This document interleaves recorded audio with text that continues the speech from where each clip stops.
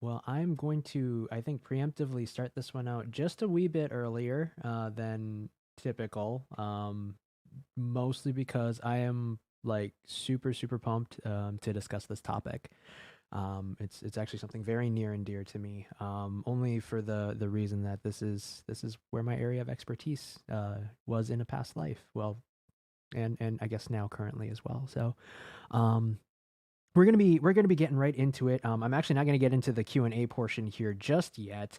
But first off, we'll just pop in here with this. So, there we go. Okay, yeah, just gotta make sure I'm behind the text so that way it pops up properly. So parts of this may be a little impromptu, a little different than usual, per our usual style. So, um, please bear with me on this one, but welcome to our first episode of VTuber Academy. My name is Grim. I am your resident ghostly president of the Spooky Crew and, VTuber extraordinaire, I guess. So, welcome everyone who is new to the channel and, who are just joining us for this episode. I know there has been a lot going on recently, especially within the community, within the VTuber community. So this was something that really kind of sparked my kind of the inspiration. I've been planning this VTuber Academy series for a couple months now, and I think at this point it's kind of inspired me to actually really kind of come out with a bang. So if you are a first time to the channel, welcome, and don't forget to hit that subscribe button if you guys enjoy the content. But today we're going to be going over some of the kind of the neat little ins and outs of protecting yourself as a VTuber, as well as kind of getting started and things I wish I had considered, when first starting out, because it's something different.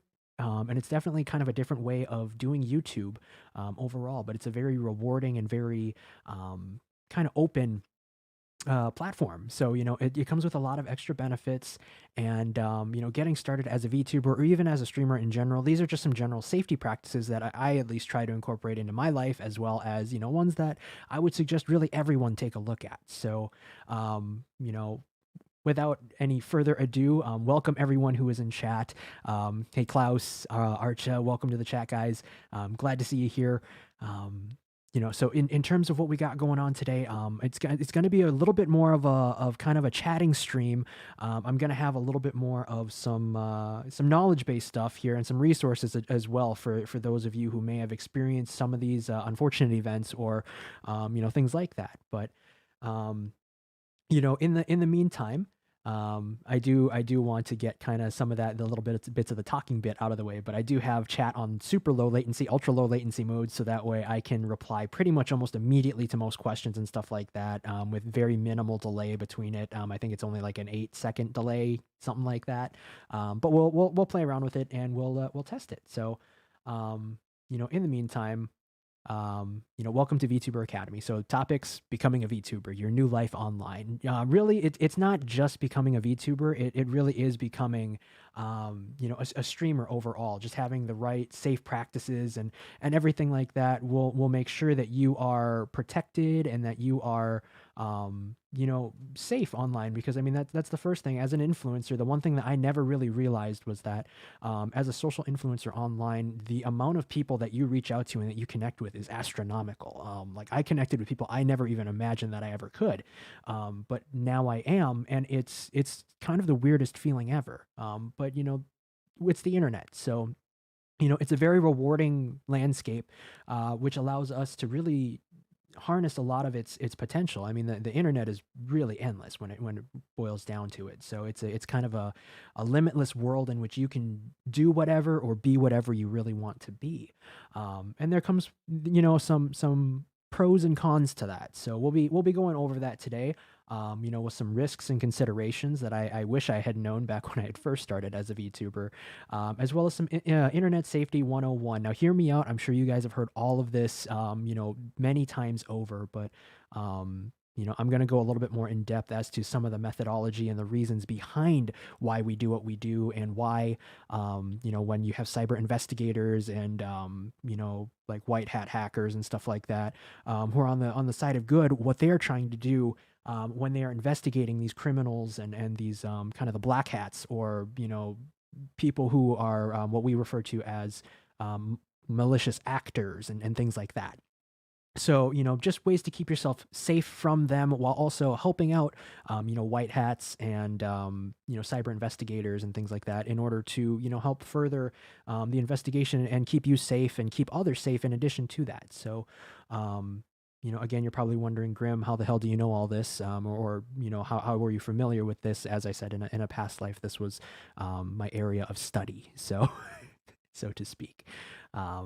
So again, we'll be getting right into it. There's some legal stuff. There's some kind of some other notes that I'll be popping in with some additional little blurbs kind of thing. But for the most part, Internet Safety 101, some tips and suggestions, and then what happens, like what do you do when it actually happens? If the worst actually does occur, you get hacked, you get doxed, you get swatted, et cetera, et cetera. There's general procedure that goes behind that, but at the same time, it's one that will prevent the worst from happening to you. Our goal is to make sure that this minimizes the chance of it happening to you. But again, things of this nature can never be truly, absolutely 100% prevented. It's an unfortunate thing that we, live in a day and age where, the information that you put out is under scrutiny constantly. So especially as a VTuber, as a public figure, even as a streamer, it happens, and no information that you put out on the internet is truly 100% guaranteed safe. So, we'll take that with a grain of salt, but moving on from here, I'll also be providing you some resources just in case, it should happen, and you can refer back to this video in the case that it ever does. And I hope that it never does happen to you or anyone that you know or care for, but it is something that does happen. And unfortunately, the best thing that we can do is prepare for it. So, as the Boy Scouts always say, be prepared. In this case, we're doing exactly that. Military says, stay alert, stay alive. That is our exact methodology that we're taking here with this one. We are staying alert. And of course, then at that point, we are staying safe. So, without further ado, again, we'll get to the Q&A portion at the end. And if you do have any questions, feel free to just throw them out into the chat. And during the Q&A section, I am going to hit every single one of them as, as detailed as I can, and we can kind of elaborate on all of that good stuff. So, without further ado, actually, is that? Yep. Okay, cool. So without further ado, I did have the page there. We're going to get into some risks and considerations. So these are the things that I wish I had known when starting out as a VTuber and as a streamer overall. I do want to put the trigger warning here for you. For those of you who are sensitive to this kind of topic and subject matter, this does have mentions of stalking, assault, similar crimes of that nature. So if you are not keen to hearing about, or just mentions of said topics, this would be your cue to, kind of heads up, this is coming. But I will sort of try to forewarn you before talking about these mentions of each individual items here. And again, I won't be going in like super big detail about it. So if you are feeling uncomfortable with it, you can try skipping ahead to some of the other points and just kind of listening to those. The resource section is going to be for everyone. So definitely take a look at that. I'll see if I can include bookmarks within the video, sort of thing, to help kind of get you guys through each of those parts and everything like that. But again, I just want to have that warning right there for you guys that there are mentions of stalking, assault, similar crimes kind of thing, because in the internet, unfortunately, as much as it is safe for the most part, we can't always be 100% safe, and there are things that happen, and this is what we're trying to prevent. So I just want you guys to be aware of that. So first off, we're going to get right into the risks and considerations. So the most common ones that we see online, especially with cybercrime, is catfishing and phishing attempts. So catfishing is not in and of itself a crime. I chuckle at the mention of people saying, "Oh, I've heard," and again, I've heard people say catfishing is illegal. It is not. The thing about catfishing is it's impersonation.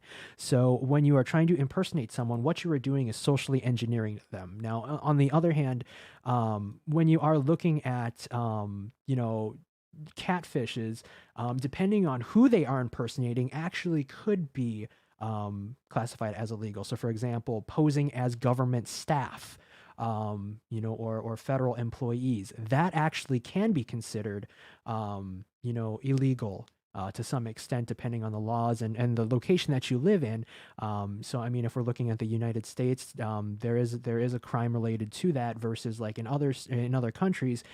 Again, it may not be as cut and dry, but again, I will be taking this from the perspective of the United States, as that is the kind of the region that I am most familiar with in terms of legislation and kind of general overall procedure.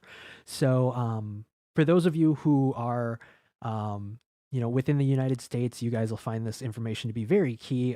Those of you in Canada may also get some good information from this one. If you guys are overseas in the like Europe or Asia area, check online for your local resources. Definitely, I would say it's better to have a knowledge of where your resources are versus not having any resources and knowing absolutely of like no idea of where to go. So catfishing and phishing attempts is one thing that we'll be discussing.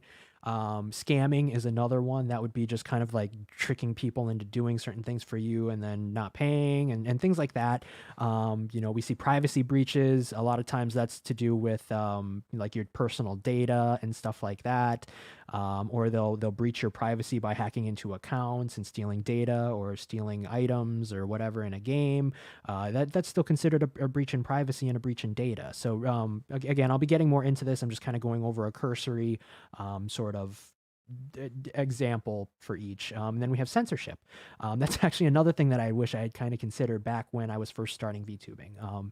So with my channel, as it is right now, I am considered a 18 plus channel.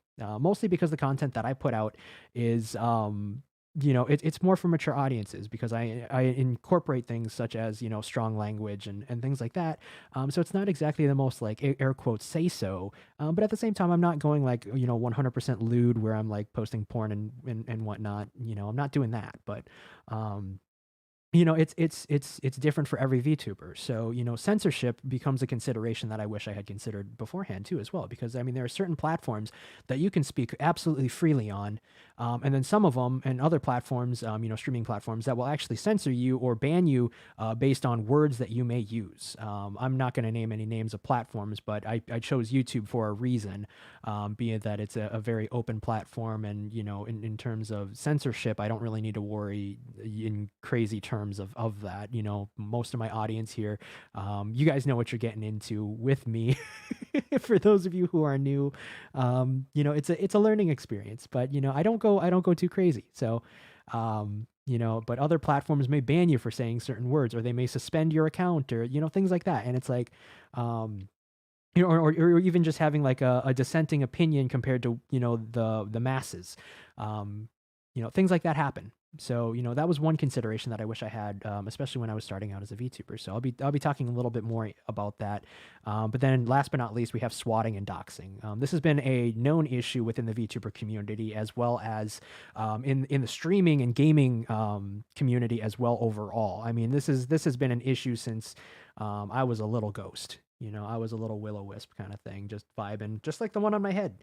I was just kind of vibing and that's what we have, swatting and doxing. It's been around for ages, and depending on where you live, it is very much a crime. So, we'll be talking about that at the end too, a little bit more, because I know that recently in the VTubing community, especially, it's become very prominent among some bigger name VTubers and things like that happening. So, we want to make sure that we protect ourselves against that, especially as independent or, smaller VTubers. And then, with the hopes of eventually becoming a bigger VTuber, you never know when it's going to happen, if it's going to happen, kind of thing. I mean, there are assholes everywhere. So, keeping that in mind, we'll be discussing, some things about that as well, and how to ideally protect yourself. So, let's get right into it. So the first one, catfishing.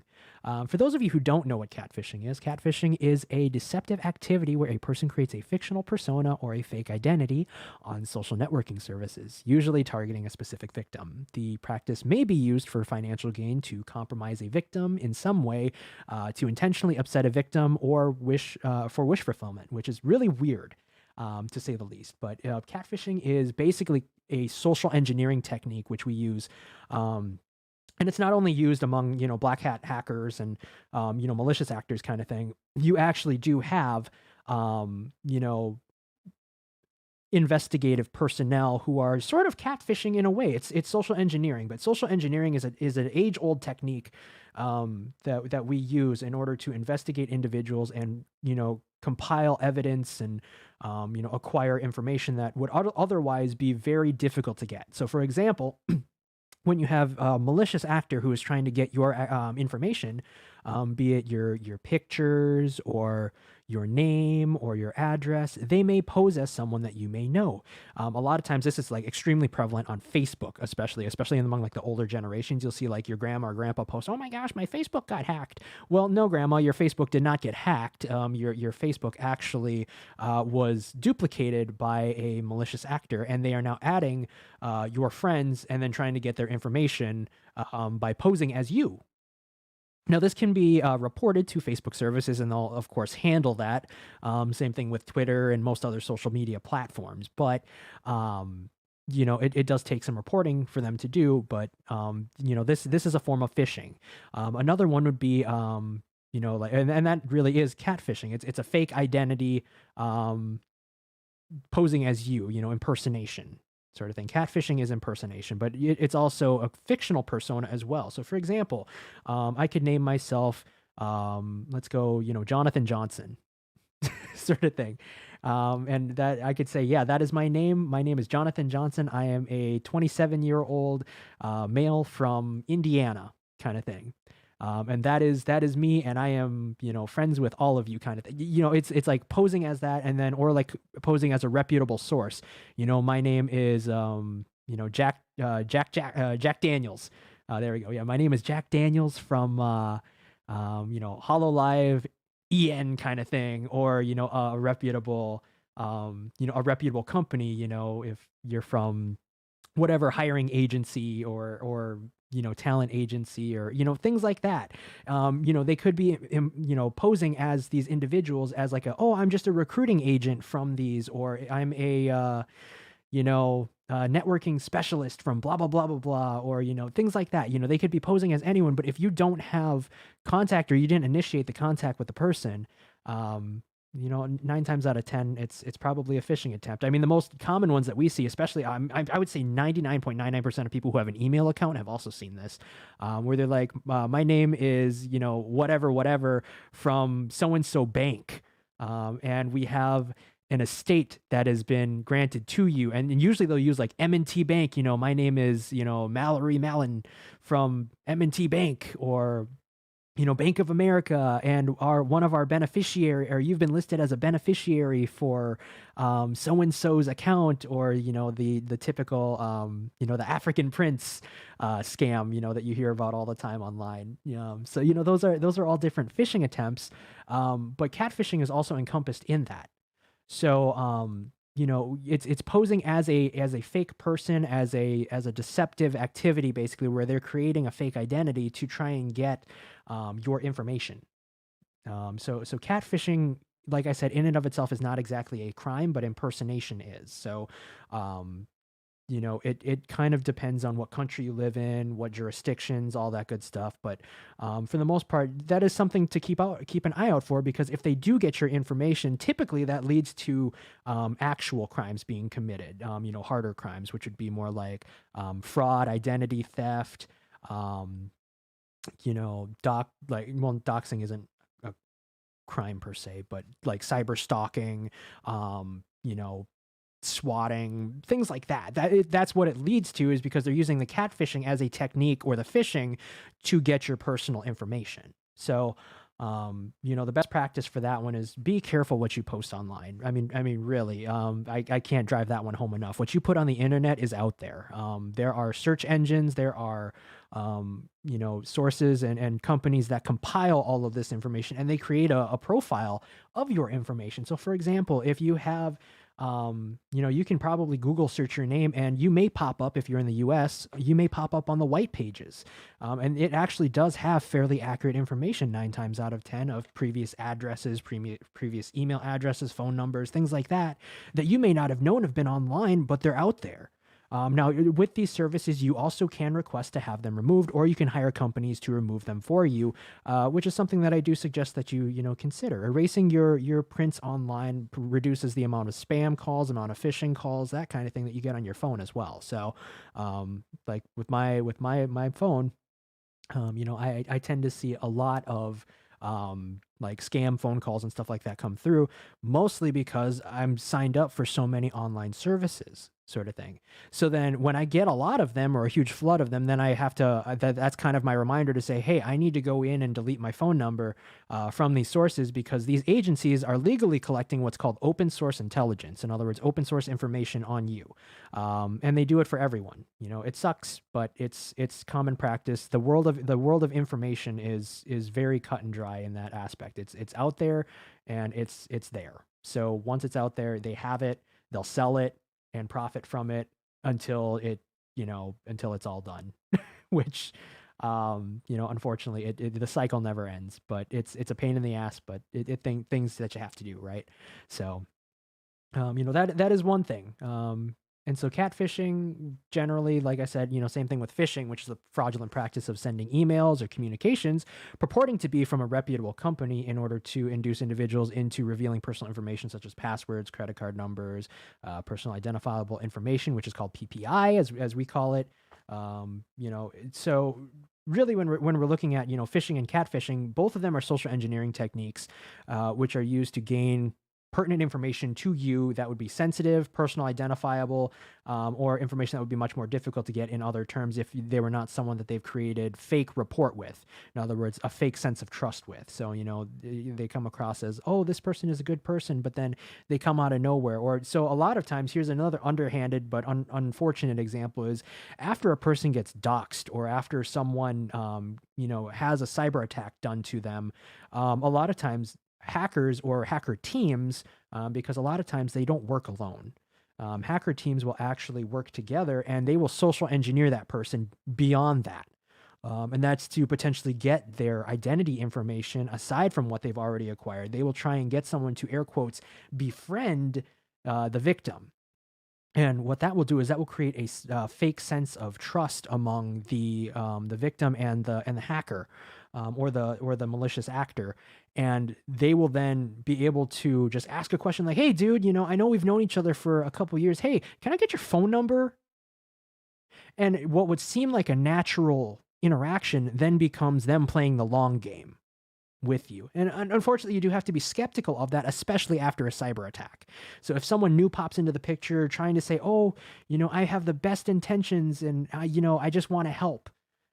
Unfortunately, you can't always 100% trust that, because it could be a catfishing attempt, So it sucks, but, it is something to be careful of. And that's for VTubers especially, and streamers alike. We have kind of what we call the clout chasers sort of thing. But in this case, what we're looking at here is we're trying to disseminate the information to properly protect yourself, in a non-bias or non kind of like a non-personal information giving out way.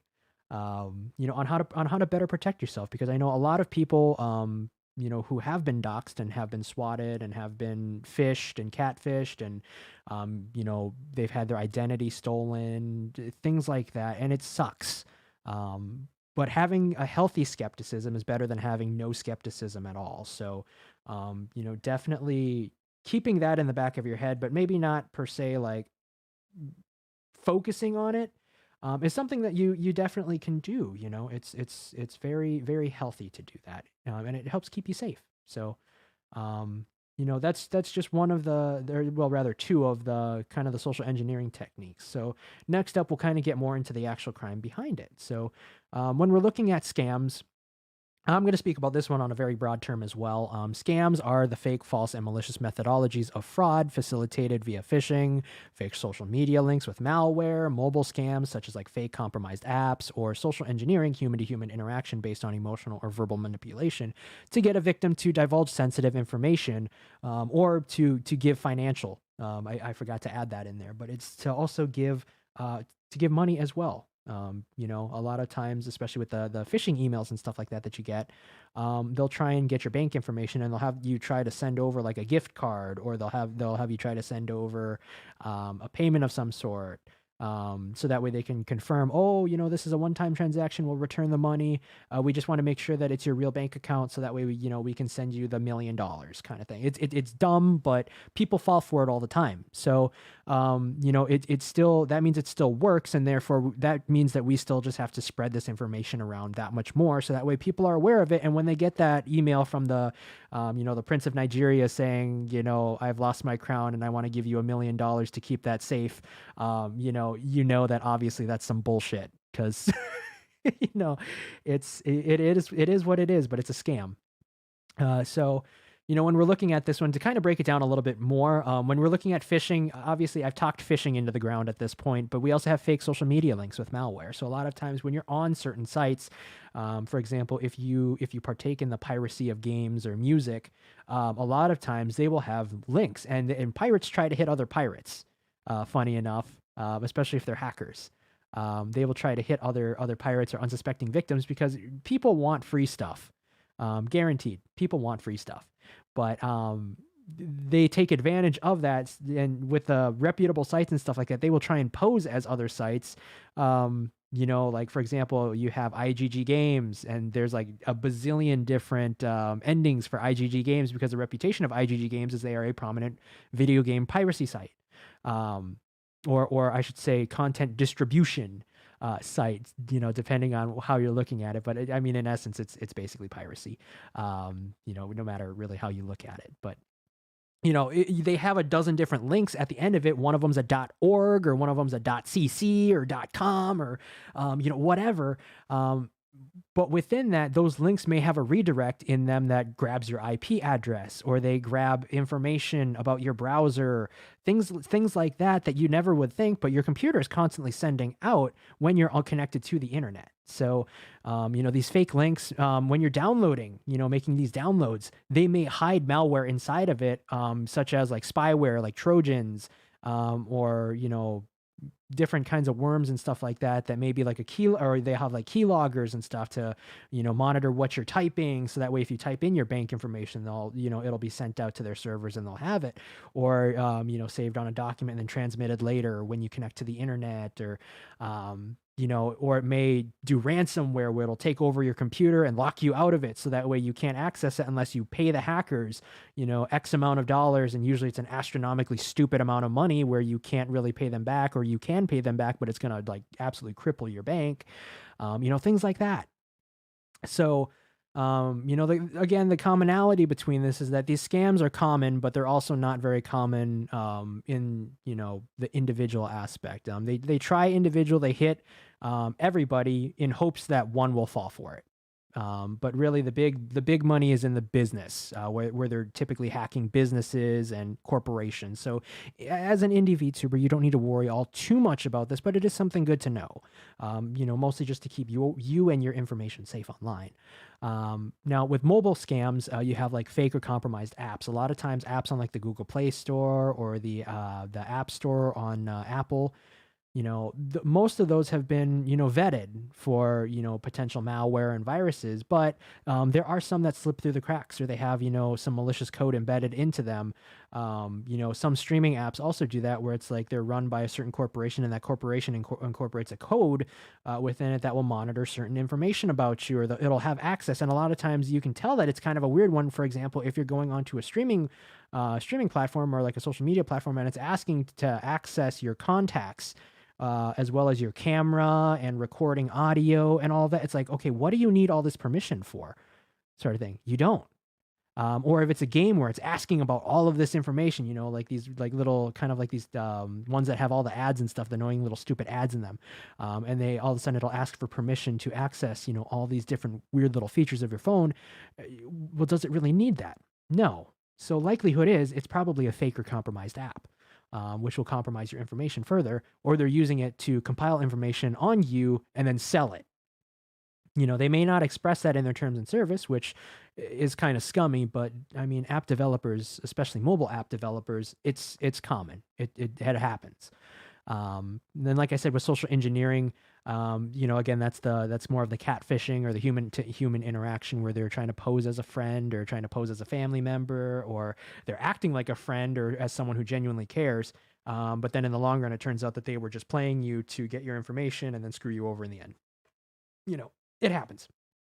But that is social engineering, especially if they're using it for these, cyber attacks. So, that is in and of itself a scam. So, having said that, we'll look at, some other types here. So we have privacy breaches. So a privacy breach is the act of malicious access of a victim's personal information without their permission, such as breaking into a protected computer network, such as a home network, or typically, like a school network, home network, business network, things like that, or even just a personal computer or cell phone. They're breaking into it to acquire personal information without your permission. They're breaching your privacy. And typically that ends in exposure identity, theft of data, things like that. It's very similar to a data breach. You'll hear investigators will use the term data breach or privacy breach very kind of interchangeably, but a data breach is essentially a privacy breach. A privacy breach is basically a data breach because a data breach involves your privacy. It's breaching your privacy. So no matter what, it breaches a privacy of some sort, and it breaches data. So privacy has to do with your personal data as well. If you're invading your privacy, they're taking data of some sort. So, it's interchangeable. Really, and it can be used interchangeably, but data is more related to personal data. So I mean, even like items in game, if they hack into your account and they breach your data, so they've not only breached your privacy, but they've breached your data now, where they're now ripping items or pictures or images and stuff like that from your phone, and then taking it. They've taken that information out, but they've also just violated your privacy as well. This is very common for like cyber stalkers and stuff like that too. So. Not only, hacking and trying to, steal your identity and all that stuff, they also may just be flat out stalking you. It's unfortunate, but it is, a thing.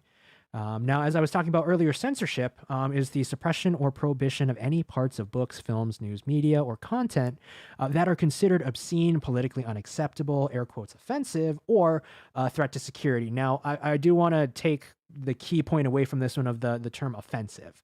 In today's, internet climate, offensive is a very open-ended term.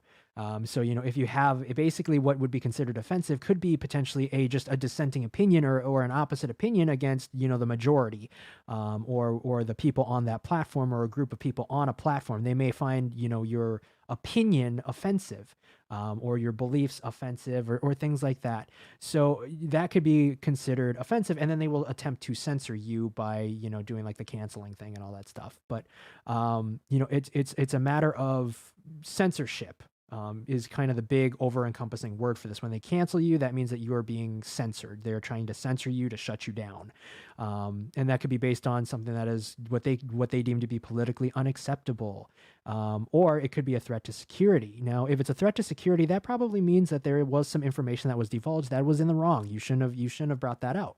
But otherwise, politically unacceptable or obscene content could also just be subject to local legislature, if it's an 18 plus community, or if it's a under 18 community and you're sharing, weird links or inappropriate content, then that may be considered obscene and subject to censorship because the, legal ramifications and everything like behind that incorporate, someone who is a minor, things like that.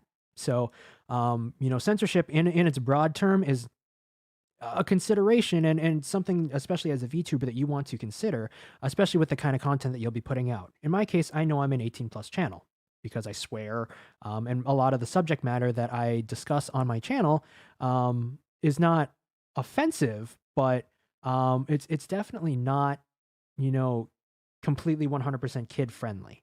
Now I would say you can show this video, especially like the VTuber Academy, to, a kid, but again, me using strong language, in this is going to be a takeaway. So it's kind of a viewer's discretion is advised. I like to think of myself as not like a rated R channel or a rated X channel, but more of like a PG-13 kind of thing, because I do use strong language. You know, and I meme around a little bit, but it's like, you know, depending what platform you're using, you may want to consider censorship. So like, for example, YouTube does not have very strict censorship whatsoever. I would say they're kind of more on the open end of things for the most part. They allow most kinds of content, as long as it's not like porn, basically. I mean, there is porn on YouTube. It does slip through, but like for the most part, like I mean, they have all sorts of videos. I mean, you had the scandal with like Logan and Jake Paul and stuff like that with the suicide forest in Japan. You know, I mean, they were showing stuff like that. So it's like YouTube really doesn't censor per se, to an extreme amount. The one thing that they do is they have the copyright system. So if it is copyrighted content, then, you know, at that point they may block it in certain regions and things like that. But that's completely different. And again, like I said, that depends on the type of content that you are putting out. So, you know, just things to consider. Now, in addition to that, we're going to move on here to the kind of the big two that have recently been hitting the VTuber community. I'm not going to name any names for this one, mostly just because I'm not clout chasing or anything like that. I think we all know kind of what happened, but within the VTuber community and within the gaming community overall, swatting is a major issue.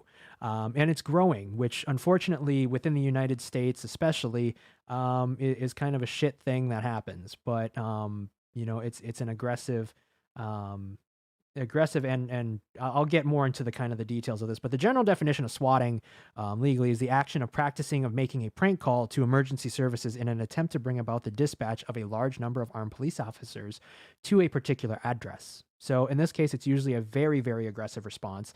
And a lot of times they will try to incorporate a false report of, oh, this person is holding hostages, or, oh, there's a bomb threat, or things like that. And it's a false report every time, which that in itself is a crime. I will say that. But again, there is a an astronomical number of other reasons that you can get, you know, charged with various misdemeanors, felonies, and your criminal record would basically go from 0 to 100 by doing this. So if you're thinking of doing this, dude, you're fucking dumb. It's not an even remotely good idea to do this. And if you think you're not going to get caught, you will get caught. It's guaranteed. There are methods that investigators that we use to track, even if you use a burner phone number, there is always a trail, and we follow that trail to the last number, and eventually it all leads to you. So if you're thinking of doing it, don't do it. But same thing applies to doxing, and really doxing and swatting actually go hand in hand with each other, because doxing is a search for and publishing of private information or private or identifying information about a particular individual on the internet, typically with malicious intent. So a lot of times they will dox someone and then they will swat them. Now, swatting in itself can also end up in a very lethal outcome, because obviously you have armed police going in, who are very tense. And one wrong move could in turn lead to someone getting shot up. You know, if they, you know, try to escape, or if they try to fight back and resist. There was a individual who actually was, you know, who was killed. I mean, there is history and there are cases, many cases of swatting going lethal. So, I mean, in lawsuit in the court of law, this actually holds up as an intent to kill. So it has a potential to lead to a murder charge or a homicide charge, kind of thing. So, I mean, I'll get more into that here in a sec, but again, doxing and swatting go hand in hand. So does catfishing, and phishing in general. All three of those typically end up going together. And then the big charge in this one is also cyber stalking. So for doxing someone, a lot of times you're using, you know, private identifying information about a person, and you're releasing that information in hopes of intimidating them, or causing, you know, some sort of reaction among them, which in turn, you know, causes the person mental distress, or fear of death or serious bodily injury. So we'll be getting more into that here in just a sec, but you know, there are protections in place that help, legally at least, that especially if you're thinking of doxing someone or swatting them, this is where you might want to actually listen up. And for those of you who have been victims, or you know, may be at risk of becoming a victim, which is literally everyone, of becoming a doxing victim or a swatting victim, there are protections in place. There, depending on where you live, you know, the response or the investigation may go differently. Again, I'm taking this from the perspective of the United States, but again, this is something to definitely check online about with your local resources, with your government. Those agencies typically they have something identifying, the act of doxing or false reports for swatting. It's just looking for the right words for it. In this case, doxing can also be classified as cyber stalking or stalking. So again, from the US perspective, when you think of cyber stalking and doxing protections, and people say online that doxing is illegal, it's actually not. As of right now, the thing that you're probably thinking of, or if you did a Google search, just a cursory Google search, the thing that you'll come across is the 114th Congress Interstate Doxing Prevention Act. Now, unfortunately, that is actually not in effect. That did not pass, and it died in Congress. So in other words, that is a piece of legislation that would have actually clarified interstate doxing and cyber stalking. And say if someone doxed you online or swatted you online, this would potentially add some protections for you and actually make it a federal crime, which it would be great, but it didn't pass. It didn't go through. So it's actually not illegal per se to dox. But before I say that, there is a very common charge which will be brought forward, and it makes it illegal. This is classified as stalking. So to get more into that, again, heads up for those of you who are a little sensitive to it. Here's where we're going to be really getting into the whole stalking gambit. So we have the U.S. Code, which is current legislation that is in place that applies to all U.S. citizens. So the 18 U.S. Code, subsection 19, protection of individuals performing certain official duties. This one pertains mostly to government employees. So with subsection 19, if you are a government employee, it can be classified as a felony to dox essentially to dox a federal employee can be classified as illegal if they're performing certain duties. So long story short on that one, the U.S. Code protects certain government employees. But I mean, if you're a government employee, such as like a janitor kind of thing, working at like a federal building, it unfortunately doesn't apply to you, but to certain official duties, it does. So if they dox you, that can be seen as, trying to kind of, how to word this? Oh goodness. So it's like you know what? Let's just pull it up here. U.S. Code, 18 U.S. Code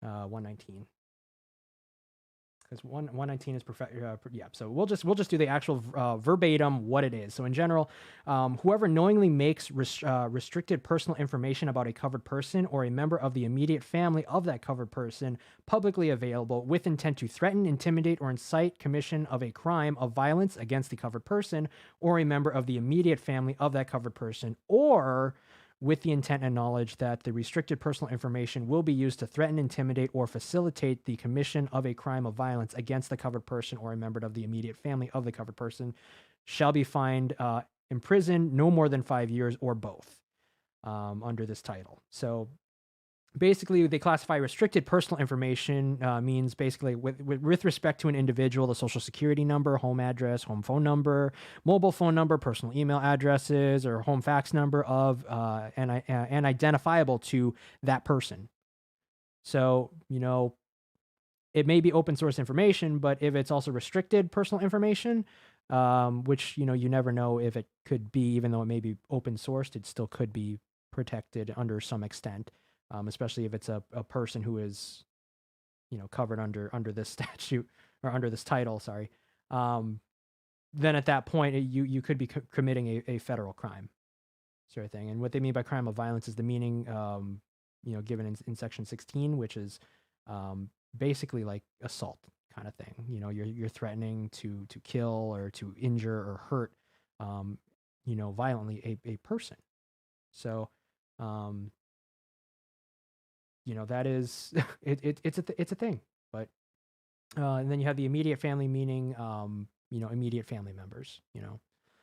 So that'd be the ones at home with you or directly akin to you. So, that's the one that protects only government employees, but unfortunately, that doesn't apply to most people. And for VTubers, you're probably wondering, or general streamers, well, what does that leave me with? What do I get? You actually get the last one here, which is U.S. Code 18 U.S. Code subsection 2261A. That's the Stocking Statute.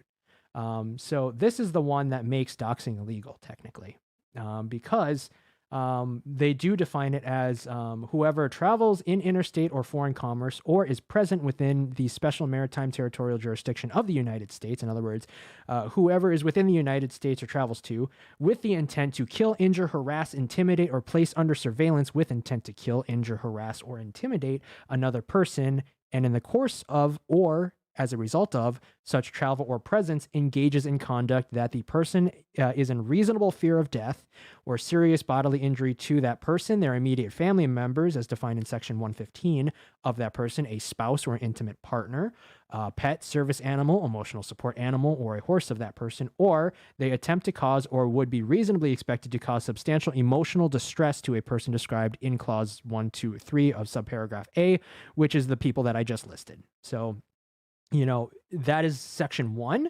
In other words, whoever travels. So in other words, you're physically there. Or B, the general term, with intent. So it's whoever with the intent to kill, injure, harass, intimidate, or place under surveillance with intent to kill, injure, harass, intimidate another person using mail, any interactive computer service, or electronic communication service, or electronic communication system of interstate commerce, or any other facility of interstate or foreign commerce to engage in a course of conduct that gives the person that person in reasonable fear of death of or serious bodily injury to a person, a pet, service animal, emotional support animal, or horse described in clause 1, 2, and 3 for paragraph 1A, which is all the people that we listed earlier, or attempts to cause, or would reasonably expect to cause substantial emotional distress to a person described in, what we previously mentioned, and they will be punished accordingly. So long story short, those are the protections that sit in place, for you. Now, in terms of kind of the ramifications and what that exactly means, there's a lot of detail that I can go into behind this, and this is the information that we'll actually get into now.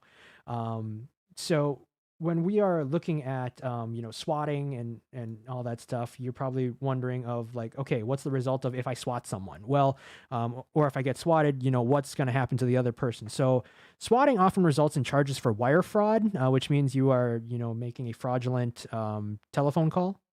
Cyber stalking.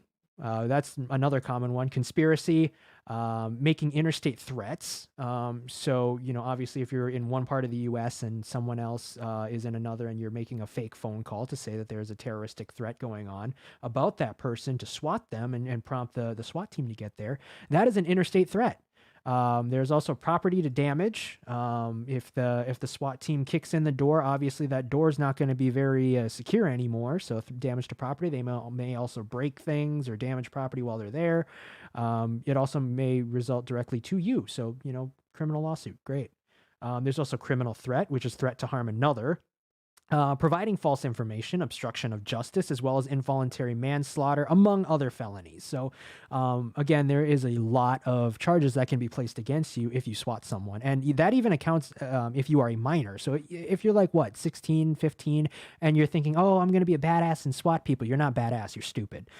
Reason B is because you can still be treated as an adult in certain contexts, especially of these. So, I'm not trying to scare anyone per se, but I am trying to scare you as well into understanding that don't do this. It is dumb. There is no reason for you to do this, and it's not cool.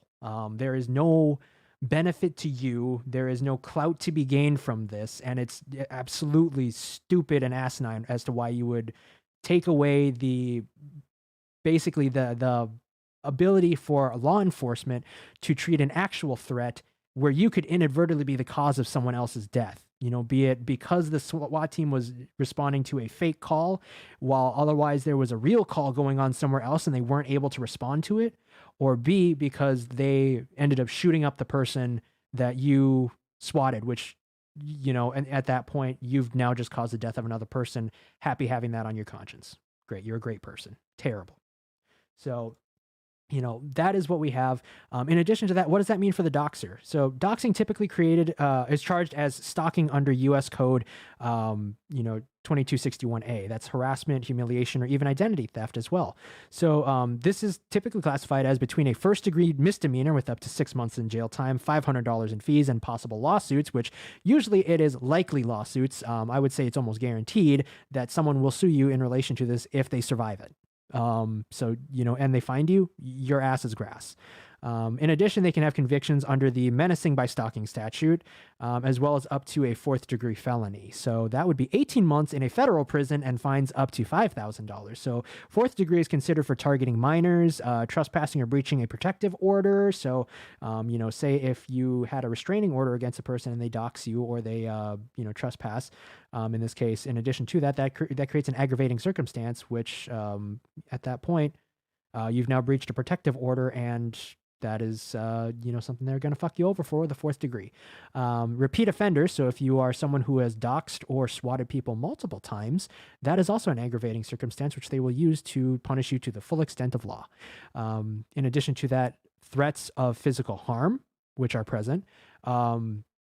If they were previously judged to pose a substantial risk of physical harm to others, or they have a history of violence, again, aggravating circumstances, which will up your degree. So in other words, you may go from a, 1st degree misdemeanor all the way up to a 4th degree because you just killed someone, or you've just swatted, 10 different people, or maybe you were convicted previously of having a history of violence or assault or, things like that. So, if you have a history, bad idea. And, even worse idea if you're just thinking of starting it, because it can go from a 1st degree misdemeanor to a 4th degree extremely quickly.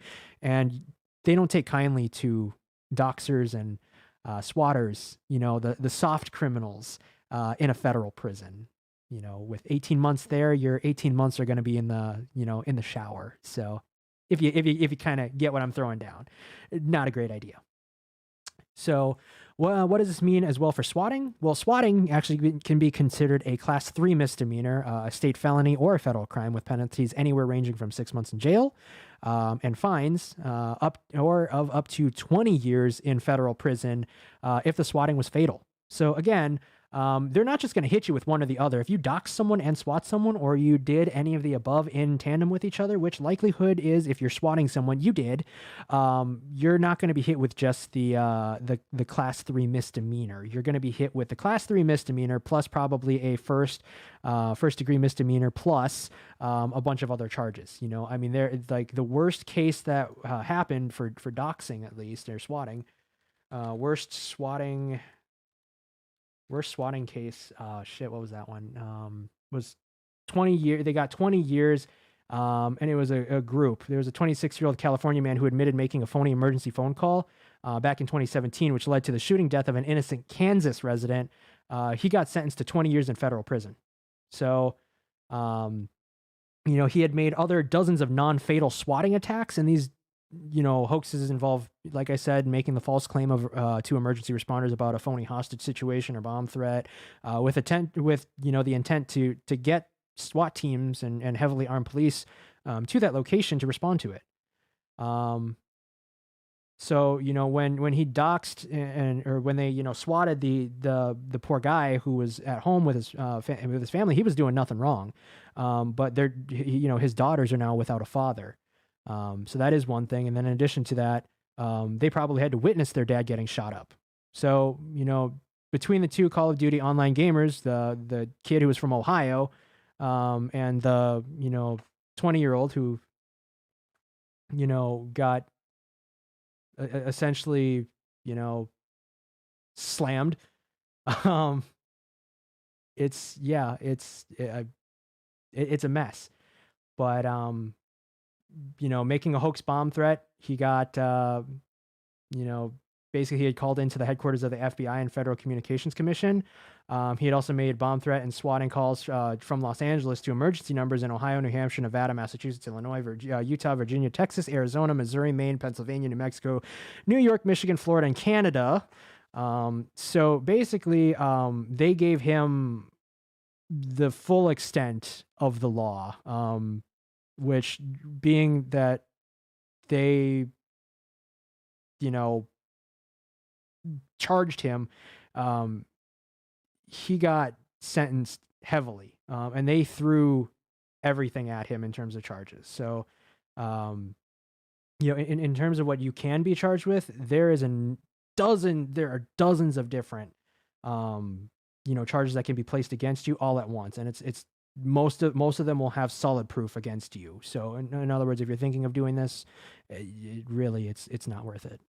Like, is it enough for you to risk putting 20 plus years of your life away in a prison just to, fuck with someone online that you've probably never met? Unlikely. It's not worth it. So, that's what I have to say on that, at least. But what happens if it does happen to you? If you get doxxed, or if you get hacked, or if, something unfortunate happens where, you have a cybercrime happen to you. Well, first things first, remember the 3 C's. Stay calm, check your resources, check your accounts, and then contact the authorities. So what I mean by this is stay calm. Obviously it's happened. We all know that. You're going to feel panicked. You're going to feel restless. You're going to, hate the situation, and you're going to be extremely emotional. But remember, stay calm. You got this. There are ways to deal with it. And at this point, now that the crime has happened, the worst has already happened. Now it's just dealing with it. So at that point, what you need to do is then do this. Check your resources. What resources do you have available? So in this case, for those of you who are at least in the US, I'm going to be providing you guys with a set of links. And these links are just great resources that you can use to see what you really need to do procedurally. And they list it out step by step. It's really nice. But then in addition to that, when you're checking your resources, I also mean check your accounts. By that, change the passwords for all of your accounts. And this goes hand in hand with Internet Safety 101. Don't use the same password for every single account. I know it's hard.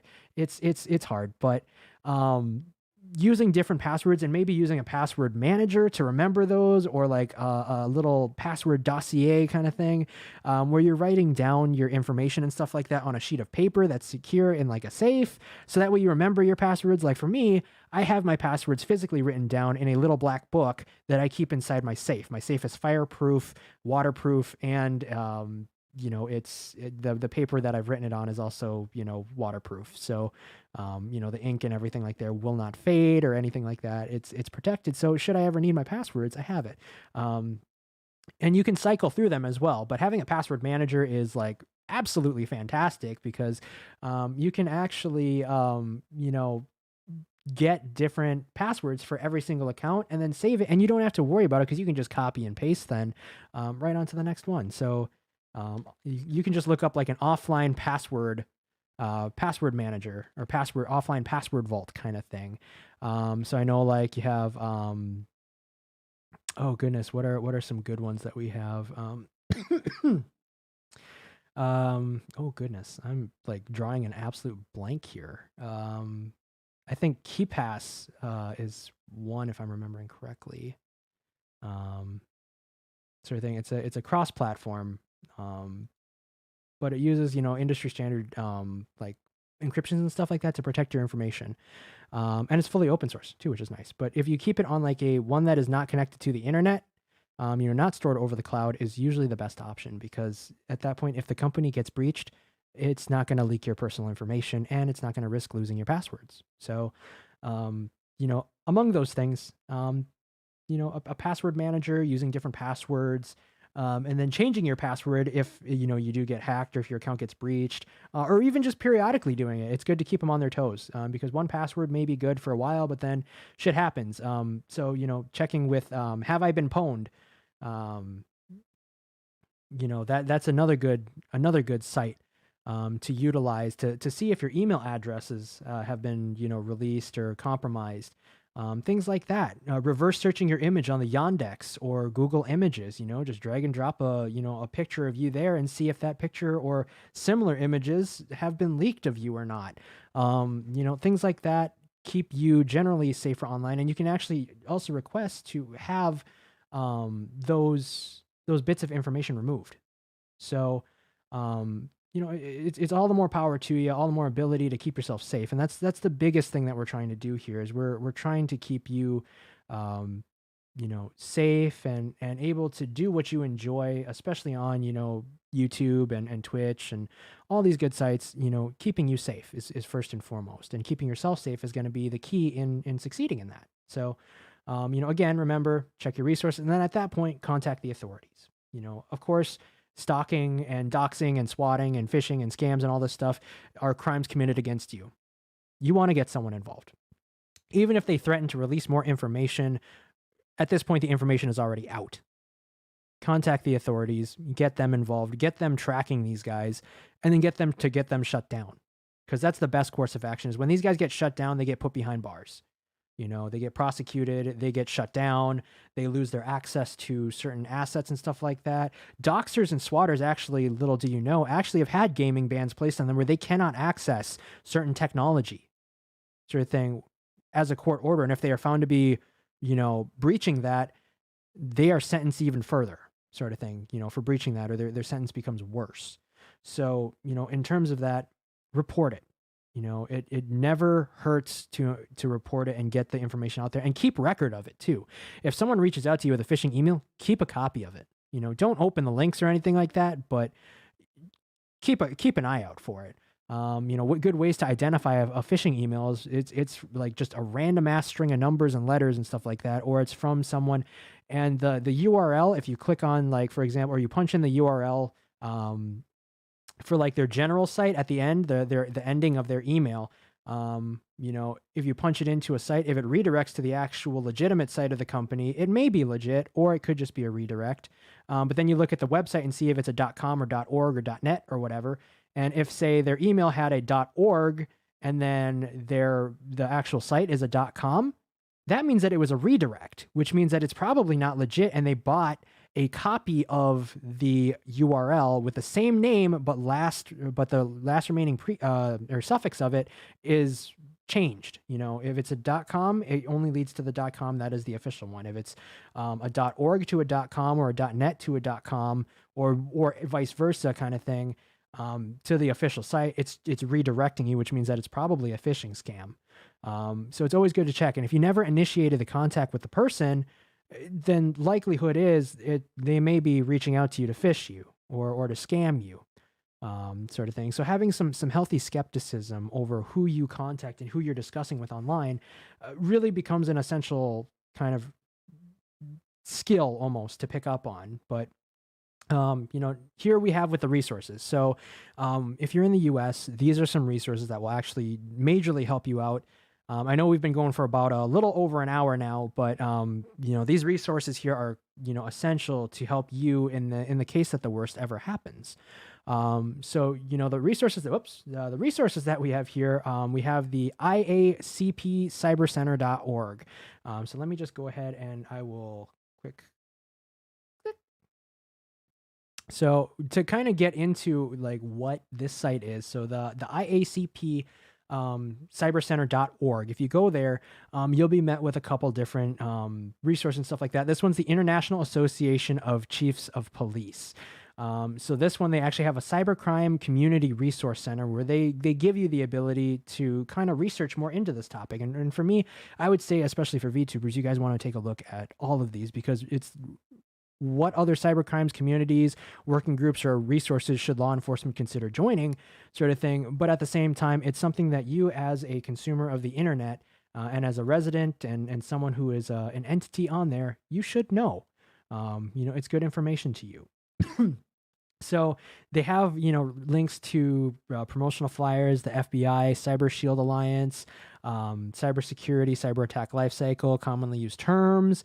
They have the cybercrime community resources, which has everything from, Department of Homeland Security, cybersecurity sections, Secret Service, Electronic Crimes Task Force, the Immigration and Customs or ICE, Cybercrime Center, U.S. CERT. You have the FBI, all that good stuff where you can report these. They have FBI field officers with over 58 field offices located all around the country, ranging from Los Angeles, New York to DC, everywhere. And you can get a list of where those are and who you'd want to contact, to report this to. They have a High Technology Crime Investigation Association, which is a nonprofit organization focused on providing education and collaboration for purpose of preventing and investigating high-tech crimes. So, they disseminate the information here that, I've already gone over, as well as, a plethora of other information that you may need to know or that you might want to know. I mean, I would advise checking it out for sure. And then they have the International Association of Computer Investigating Specialists, which is the IACIS, and the IACA, which is the International Association for Crime Analysts, as well as a bunch of others, with the Children Task Force, the Sharing Analysis Center, and the regional computer forensics laboratories and stuff like that. But all of these resources are available to you, especially if you're in the U.S. But this one is also slightly international. They have a bunch of different resources and stuff like that. So something to check out. It's a good set of information and a good hub of information for you to really honestly take a look at and learn more about. And this one is more if you have time on your own hands to just kind of do that. Now, on the other hand, the other two are mostly if you've actually had something done to you. So the Cybercrime Support Network, which you guys will see in the description of the video as well, their mission is to serve individuals and small businesses impacted by cybercrime. So what they do is they do incident reports and everything like that as well. So, in terms of like, if you need help visiting their link, which is fightcybercrime.org, if you join that and then you click on, or it's not necessarily joining, but if you go to their site and click on that link, if you need assistance, it'll say need help now. I'm an individual in need of help, or I'm a small business in need of help with.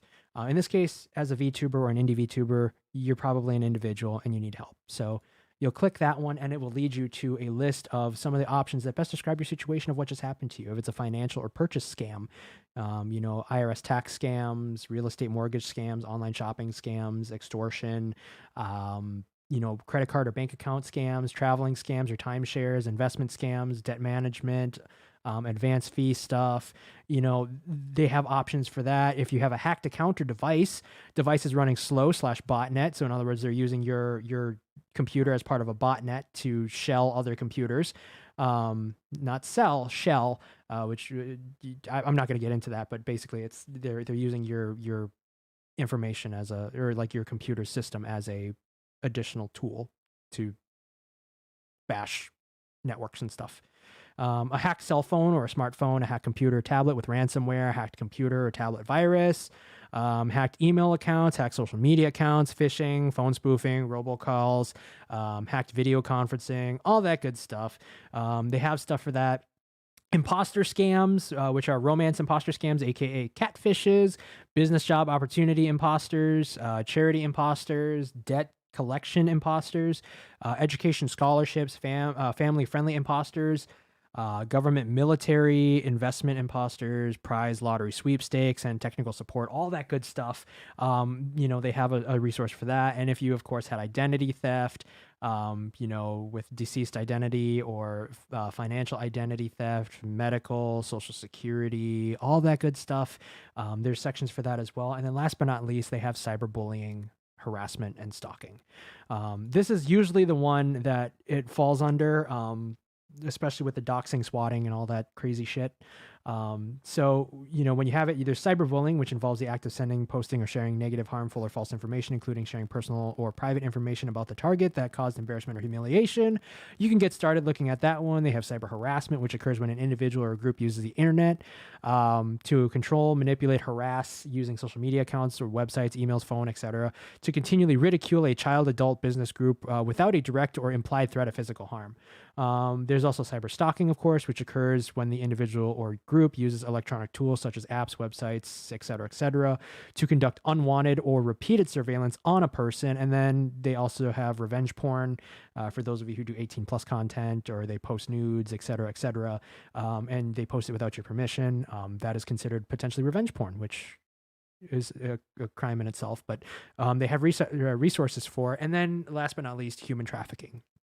So this would be human trafficking or crimes against children occurs when a child a trafficker or a child predator uses fraud or forces to control another person for the sole purpose of commercial sex acts or labor acts against their will.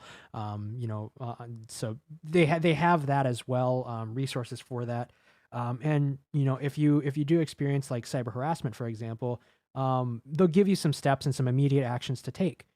Stopping all communication with the harasser it's important not to respond. Blocking the harasser from your cell phone, email, or social media accounts. Seeking support from a trusted friend, family member, or professional counselor.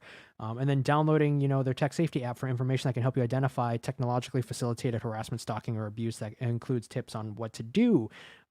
Keeping a record of dates, times, people involved, descriptions of when the stalking occurred or the harassment occurred. You may need to provide that information when you file a report. So like I said, keeping an accurate report of when all this stuff started and a timeline of events is key to, the investigation. So, a lot of times people don't realize how important it is, and they'll just delete the messages and stuff like that. No, keep them. It may suck to have to look at them, but keep them for record evidence, because when it comes down to nailing this scumbag who is harassing you or stalking you or trying to injure or hurt you online, coming down to having a record is what's going to allow prosecution to hit them to the fullest extent of the law. So that's what you're going to want to keep. And if you're concerned about your own safety or the safety of someone else involved in a dangerous relationship, there's also the National Domestic Violence Hotline, or to chat or call with them, and that's just for those of you who are unaware. And you might want to, rewind the video for it's 1-800-799-7233 for help. That's the National Domestic Violence Hotline. So again, 1-800-799-7233. Again, the subject matter for this one, it's rather heavy, but things like that happen, and there are resources out there available for you. And again, this is from the U.S. perspective, but if you are international and you are, elsewhere in the world, look for the local hotlines. They are there. They're able to help and get you hopefully out of a situation that, you don't have to deal with anymore. So, you're not alone in this one. And if you're watching this one after immediately getting doxxed or hacked or anything like that, my heart goes out to you, and I'm with you on this one. Just stay calm. You got this. Just follow the resources, and the resources will be able to assist you, and they'll be able to get you set up. And they'll get you in a good place again. There is always a chance to recover, and there's always, time and ability to overcome it, and you will. Give it some time. But, that in and of itself right there is basically kind of the resources that we have available to you, for stalking and all that crazy shit. They give you the steps to report, recover, reinforce. It's essentially the same kind of general concept. You're reporting it, filing a police report if you feel you're in immediate danger, calling 911. And then recovering from it, you have the National Suicide Prevention Lifeline as well. The Trevor Project, if you're an LGBTQ individual being bullied because of your sexuality. National Center for Missing and Exploited Children, or NCMEC, which is the National Toll-Free Line.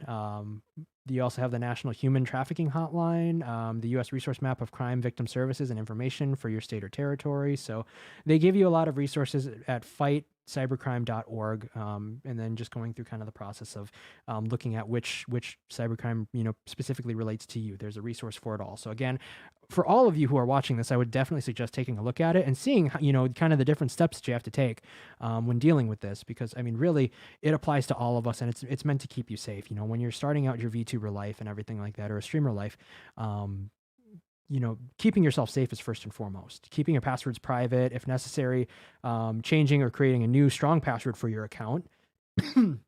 If available, you can always enable two-factor authentication. I always use it, mostly because it just adds an extra layer, and the more layers, the better. It doesn't 100% guarantee that no one's going to get into your account, but it does help, to at least some extent. Aside from that, setting up privacy settings on your accounts to control who sees your information, because when your information is out there on the internet, it's out there. So controlling who sees that information is really what you want to be in control of. So as a VTuber, you're a public figure, but be careful what you're posting and where you're posting it. So for example, images on Twitter and stuff like that, they may remove the metadata, but other platforms may not remove that metadata. What I mean by metadata is the information like location information, IP addresses, things like that, that are actually embedded into the copy of the image that you're posting. A lot of you may not have known that that's actually a thing, but if you actually look at the metadata viewers and stuff like that, you can just Google a metadata viewer and then check a picture and throw a picture in there arbitrarily online. It may show geographic information, or you can cross-reference that image with other images that may show a location. It may give away your location of where you are at the time. But a lot of times, malicious actors will look for pattern recognition. They will try and find a pattern, and they will use that pattern to hit you. Sort of thing. So, when we're looking at trying to protect yourself, avoiding patterns is nice. But the unfortunate thing too is about that is that creating a pattern is also kind of what you sort of have to do, because as a content creator, keeping a regular schedule is what allows you to gain the views and to gain, further understanding of that, this is how you grow your channel. But if you're not able to do that, then how the heck are you going to grow? And you can't. So it's like, it makes it extremely difficult. So just being careful what you post online and making sure that you've taken extra precautions to delete metadata and things like that. I mean, there's plenty of different ways to do it online. It takes a quick 5-second Google search to learn half of the skills that are needed to protect yourself online. So, I mean, really, I'm going over this information cursory just as kind of an introduction to you and sort of a broad spectrum scope of these are the things that you may want to consider as, you are now a content creator or a streamer. So protecting as a public figure, protecting your information as much as possible, and maintaining at least some semblance of privacy is going to be essential. And the great thing about VTubing is that it allows you to remain almost completely anonymous, sort of thing. No one knows the real person who is behind this, this persona, this model. Sort of thing. You can be whoever you want to be. You have the absolute freedom to express every idea that you want to express. And that's the beautiful thing that I love about VTubing. But at the same time, it also becomes that much more of a mystery that they add, because people wonder then who you are.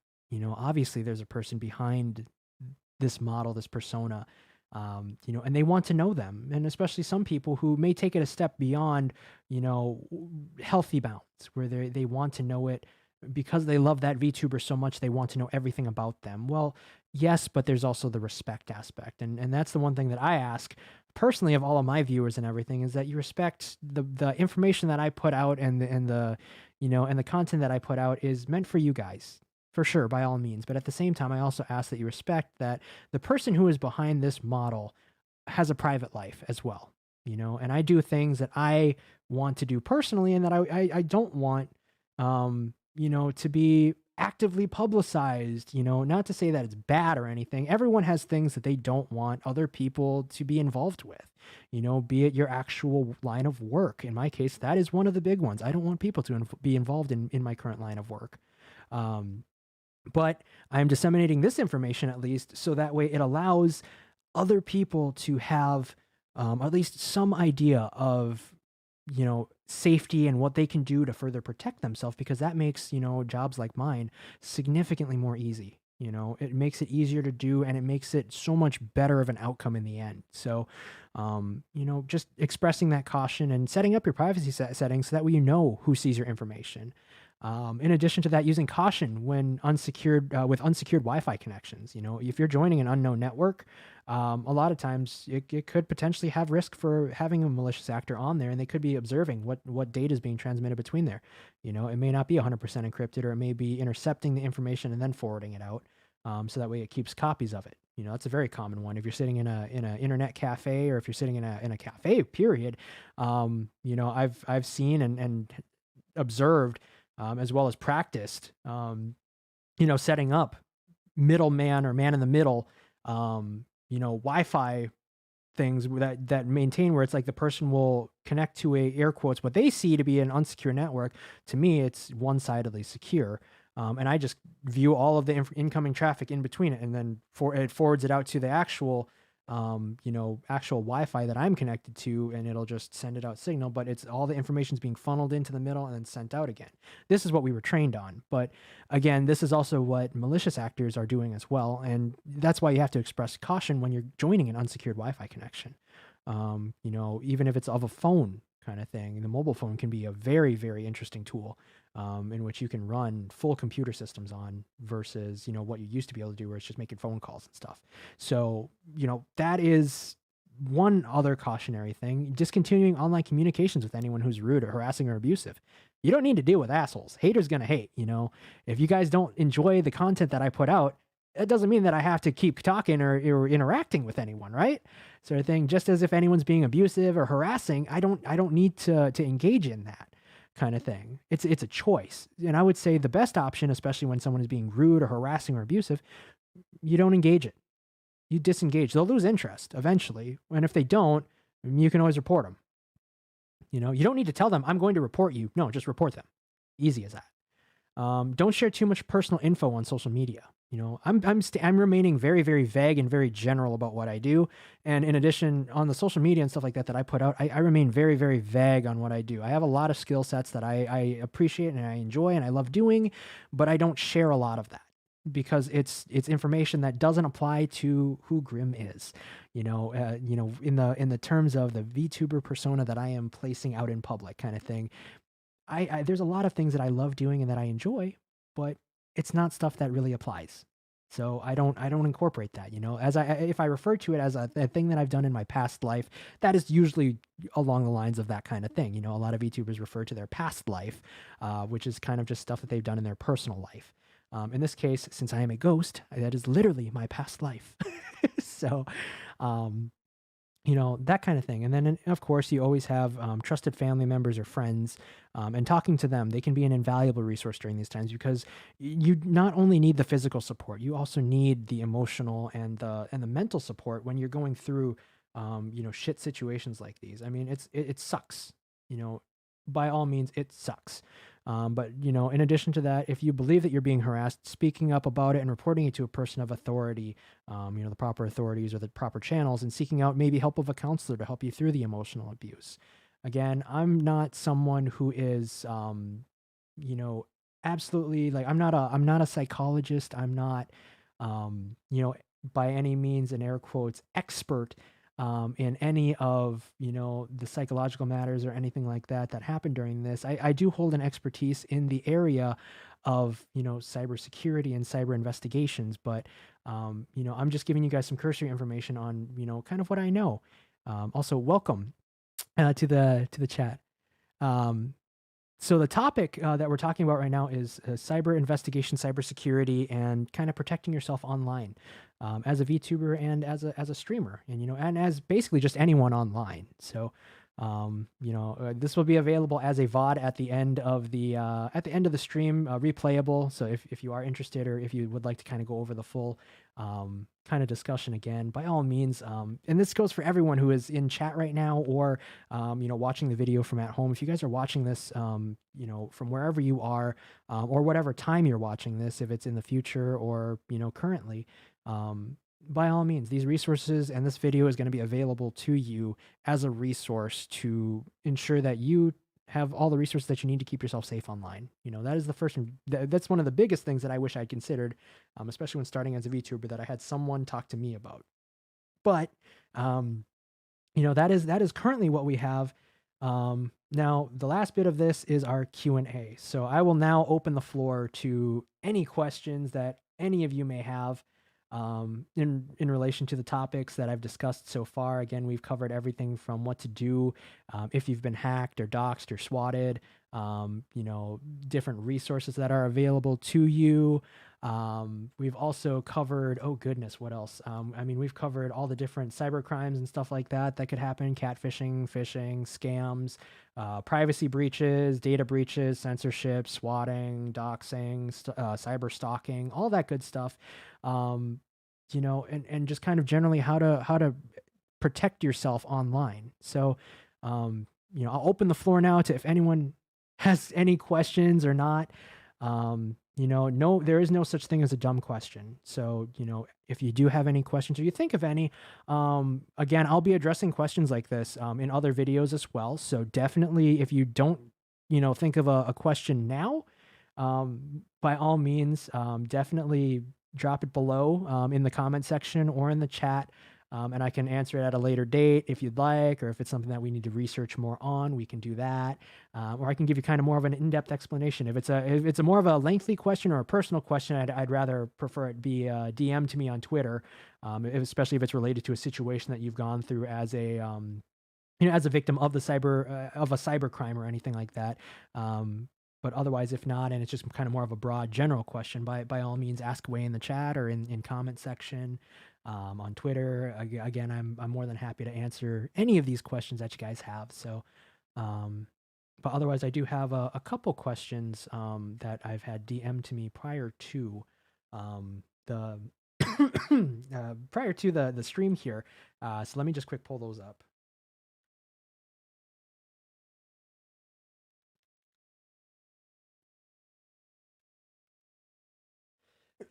Oh man.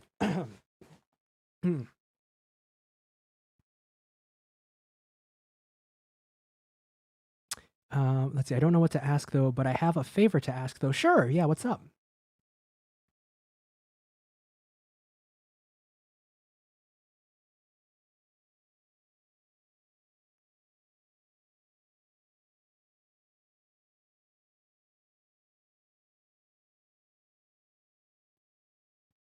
Okay, so while we're waiting for the question to come through here, what I'm going to do is let me just quick pull this up.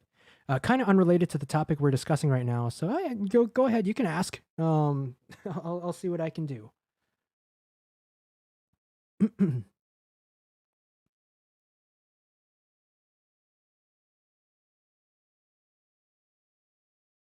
Maybe a little bit later. Okay, sounds good. Well, I mean, what will happen is once the Q&A section is over, we'll actually be ending the stream. So if you'd like, you can always check out my Twitter and message me on Twitter. That's at SpookyCrewVT. As it usually would be scrolling across the bottom or the top of the screen, but in this case, we're kind of doing more of a kind of a different section sort of thing. I mean, I'm kind of in a different space right now when it comes to the actual content here for this. But yeah, if you'd like, you can always DM me on Twitter. If it's a more personal question or unrelated question that you feel. Let's see. So my friend's birthday soon. He'd be delighted if you say happy birthday and say his name. Sure. Yeah, I can do that. I'm clipping this. Okay, awesome. Yeah, I'd love to see the clip of it too.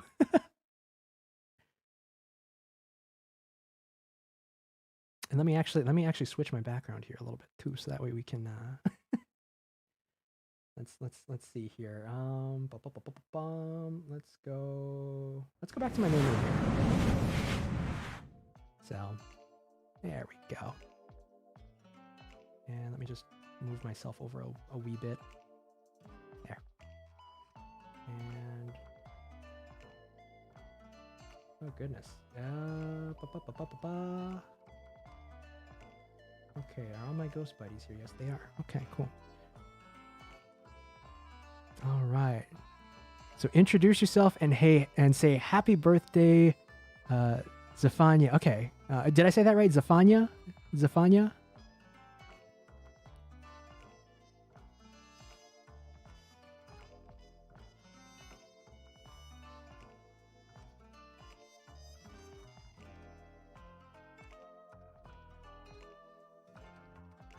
Yes. Okay. Perfect. Cool. Well, I guess I guess I'll introduce myself now. So, hey, it's your Ghost Grim with the Spooky Crew as your Spooky Crew Prez and IVA founder for the Isekai VTuber Association. Wishing you a very very happy birthday. So very happy birthday to Zephania. I'm wishing you a great day. That you stay safe and have all the wishes and joys that you can. It's your special day, so enjoy it.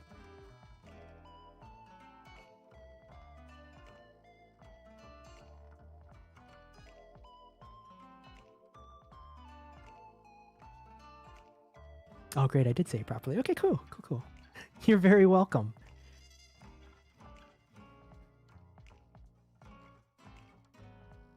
And of course, I'd love for you to tag me in that clip afterwards. So if you do post it on Twitter or wherever you're posting it in, definitely let me know. I'd love to see it. So it's always fun interacting with with chat and everything. So if you guys do have any special requests for birthdays or shout outs or anything like that, by all means, hit me up with them. And even if it's kind of midstream sort of thing, I'm always happy to take some time aside for everyone in chat and get to know you guys a little bit more, because it's fun. So we'll get kind of back into the subject matter now, with some of the kind of common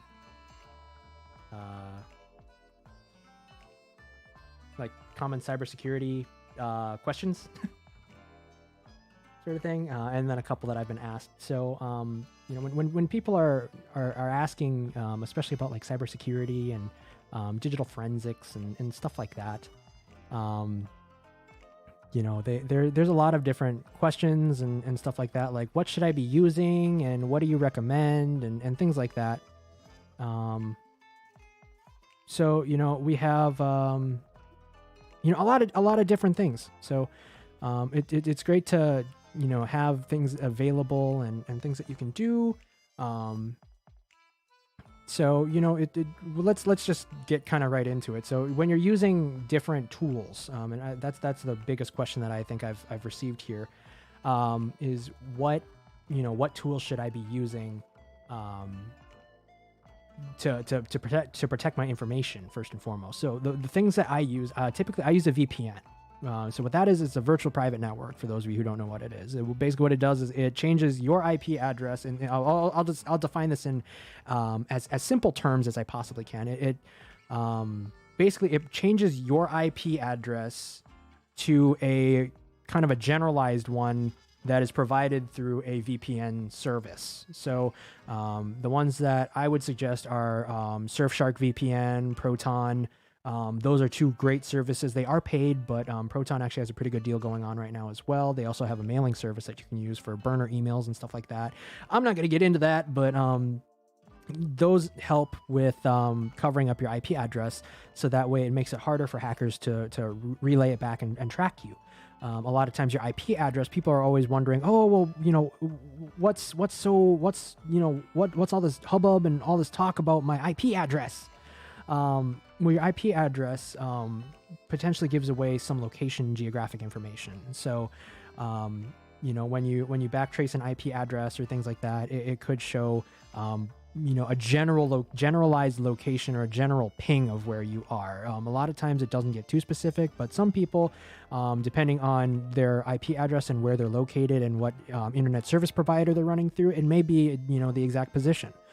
Which is unfortunate. But a lot of times this information also becomes outdated, especially nowadays, because these internet service providers are not, pushing out the location information in that context per se. They're retaining it. So, but again, it's just an extra precaution to take and thing to consider is that you want to protect that information, especially if it's you, you want to protect yourself. So the IP address and IP information can actually be protected using a VPN, or a proxy, but VPN is better. That's all I'm going to say on that one. So again, I would suggest looking at services like Proton, Surfshark, NordVPN is another one. But again, a lot of these different services and stuff like that have throttling and stuff like that they do, where they slow down your internet connection and all that good stuff. But it's fun, but it's a good way to protect yourself. So it's interesting. I really appreciate you. Truly an underrated VTuber. You have great overlays, great concept, but not so much viewers.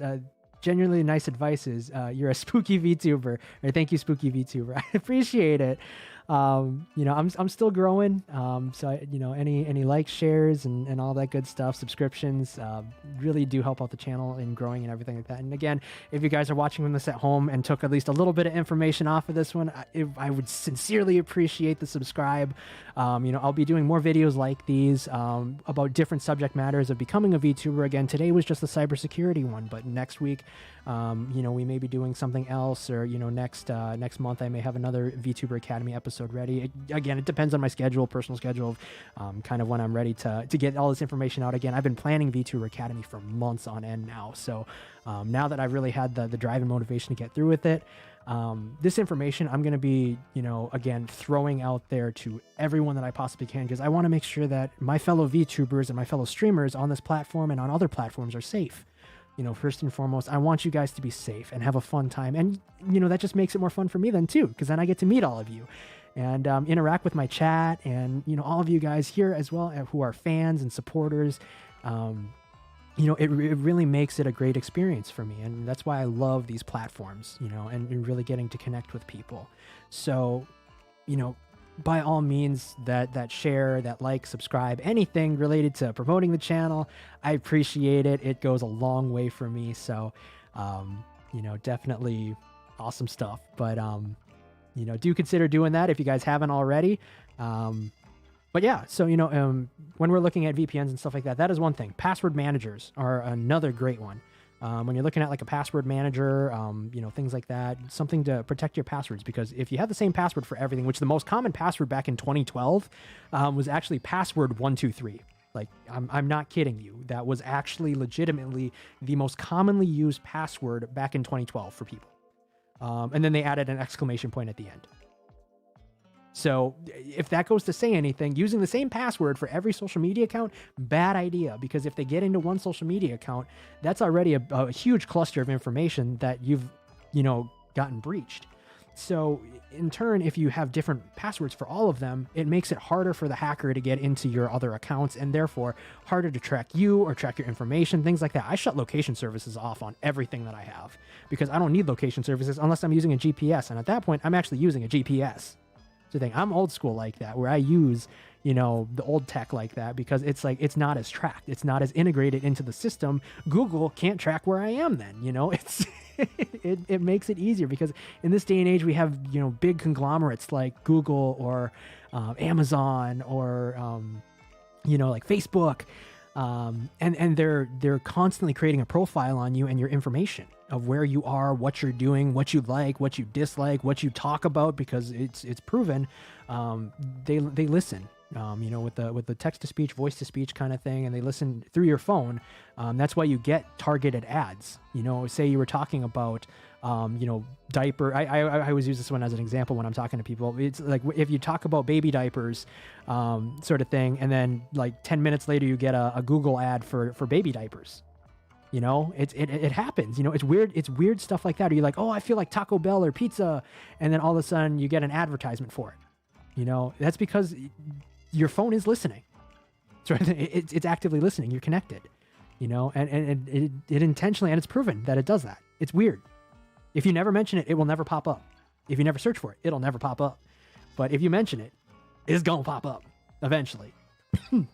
So, you know, and it even reads, you know, text messages and things like that, and communications, which, I mean, it's an invasion of your privacy, but they're doing this so that way they can market better to you. You know, and again, that's something that I personally am against, but, you know, I'm just old school like that. So, you know, using offline, the more offline methods that you use to protect your information, the better. So, I mean, honestly, I'm a big fan of the pen and paper, only because you can't hack a pen and paper.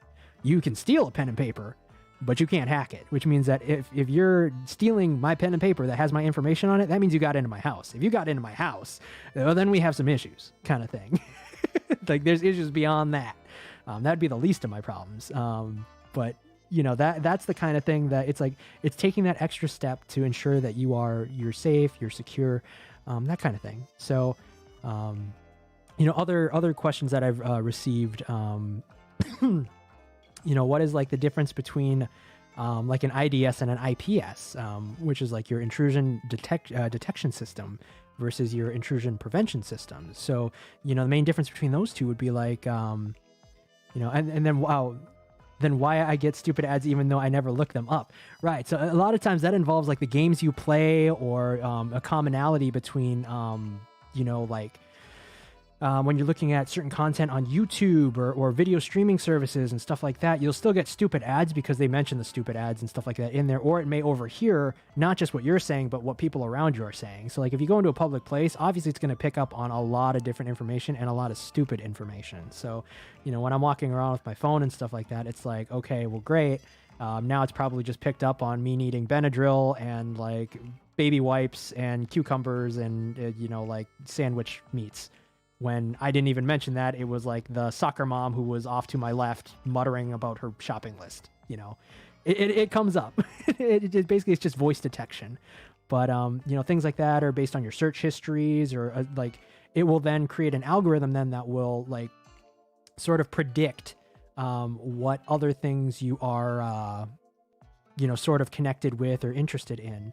So, it's there. It's, it happens, but, stupid ads do the stupid when there's stupid people present, or if they mention stuff, or if there's like apps that have stupid information on them. That's like, like with the, oh goodness, what's it called? Like the IO, like the Scribble IO or the whole IO games and stuff like that, where they have like the really weird advertisements and all that on the phone. Those even account towards the algorithm that it's looking at, where it's like, oh yeah, he downloaded, this game and it has these ads, so therefore he might be interested in all of this, even though you're not. And it's like most of us skip or try to like unpay, like try to get past the paywall of like, do I really want to see these ads? I'll just pay to not see them. It still counts towards it, which kind of sucks. But it's that's kind of the price that we pay in this day and age. We pay with information. So I did mention a term earlier, which is a botnet, which is basically a group of internet collected devices such as servers, PC, mobile devices, all that good stuff that are controlled and affected by malware. Usually it's used for stealing data, sending spam, performing distributed denial of service attacks or DDoS attacks, which a lot of you may be familiar with, and more. So, a lot of times DDoS attacks, especially in the gaming community, those are huge. They take down game servers for long periods of time, or even websites, so you can't access them, which it sucks. But, they use basically hacked or, in this case, malware infected, computer systems, be they phone, server, PC, or whatever, a tablet. If they're affected, they can be used in the botnet to basically just send arbitrary junk information to these servers and then just overload the hell out of them. So, that is what a botnet is for those of you who are curious. And then let's see, what are some of the other good questions that I've had here. What's the use of a fire? Oh yeah, here we go. Yeah, okay. So they ask Grim, what's the use of a firewall? So a firewall is basically, it's a security system that's used to control or monitor your network traffic. So it's used for protecting the system and network from like the malware, viruses, and all that good stuff, and all that. And it also secures unauthorized access from a private network. So a lot of times, especially if you're on like a Windows system, for example, you'll see Windows Defender, which is, or you have like your Windows Firewall kind of thing, and it's set up basic parameters and basic rules, which will allow you to further protect your system and stuff like that. So, when you're doing an initial assessment of that, usually you don't have to dick with the firewall. It's usually set up pretty well. And the reason is because you have the most recent updates. Now, that's another thing I do want to touch base on. They said, Grim, do I want to update my system regularly? Yes.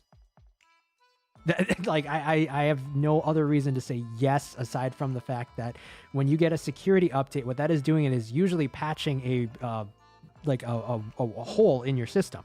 So these security breaches update definitions for viruses. In other words, it'll be able to pick up the virus. Even if the virus was previously unknown, it updates the definitions to say, hey, this is the, I'll use the human body as an example, basically. But it's like, hey, this is the DNA strand that causes the virus to happen, sort of thing. So we need to attack this virus, even though previously it may not have recognized that DNA strand as a virus, sort of thing. But it updates that definition with your security updates. So always, always, always, whatever system you're on, if you're on a Mac, a Windows, Linux, if you're on a phone, whatever, if it has an update, install the update.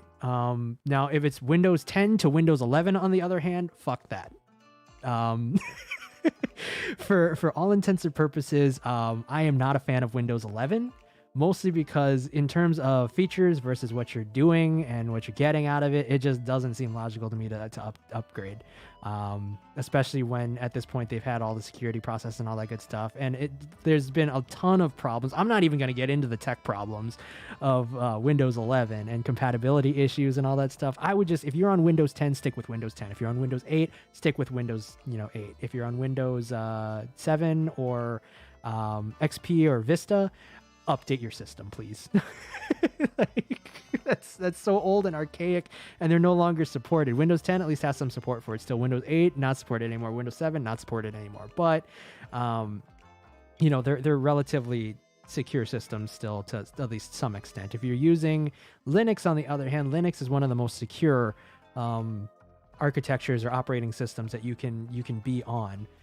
So for those of you who are Red Hats and Linux users, kudos to you. Linux is awesome. I love Linux, but if you're a Windows user, that works too. Mac is pretty secure as well. So I mean, for all intents and purposes, they work.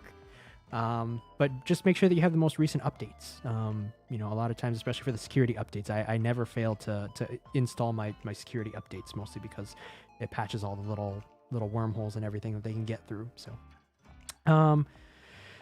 let's see. Oh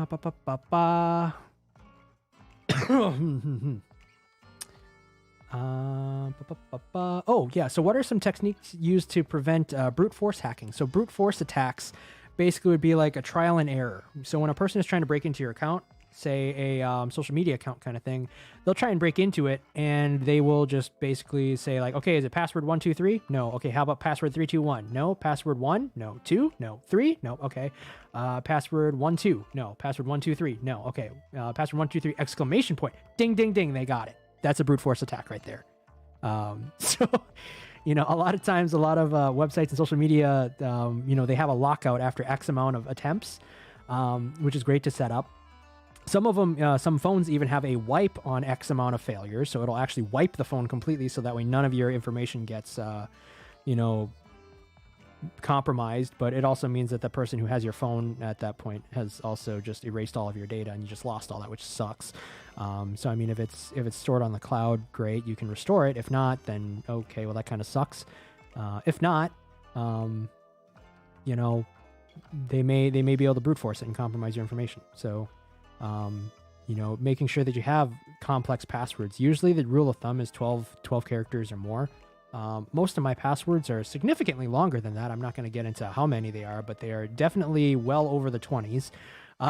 So it does take me a little bit to log into most of my accounts, and they're all different. So, it just makes it that much harder, because when they're doing brute force attacks, it takes time. It'll brute force going from A. So it'll be like A, B, ABC, ABCD, or no, actually, okay, hang on. Let me kind of rephrase that. It goes A, then B, C, D, E, F, G, all the way through Z, and then it'll repeat A, B, B, A, and then I'll go, okay, A, B, C, C, B, A, C, A, B, B, A, C, kind of thing. It'll brute force it that way, but it does it like.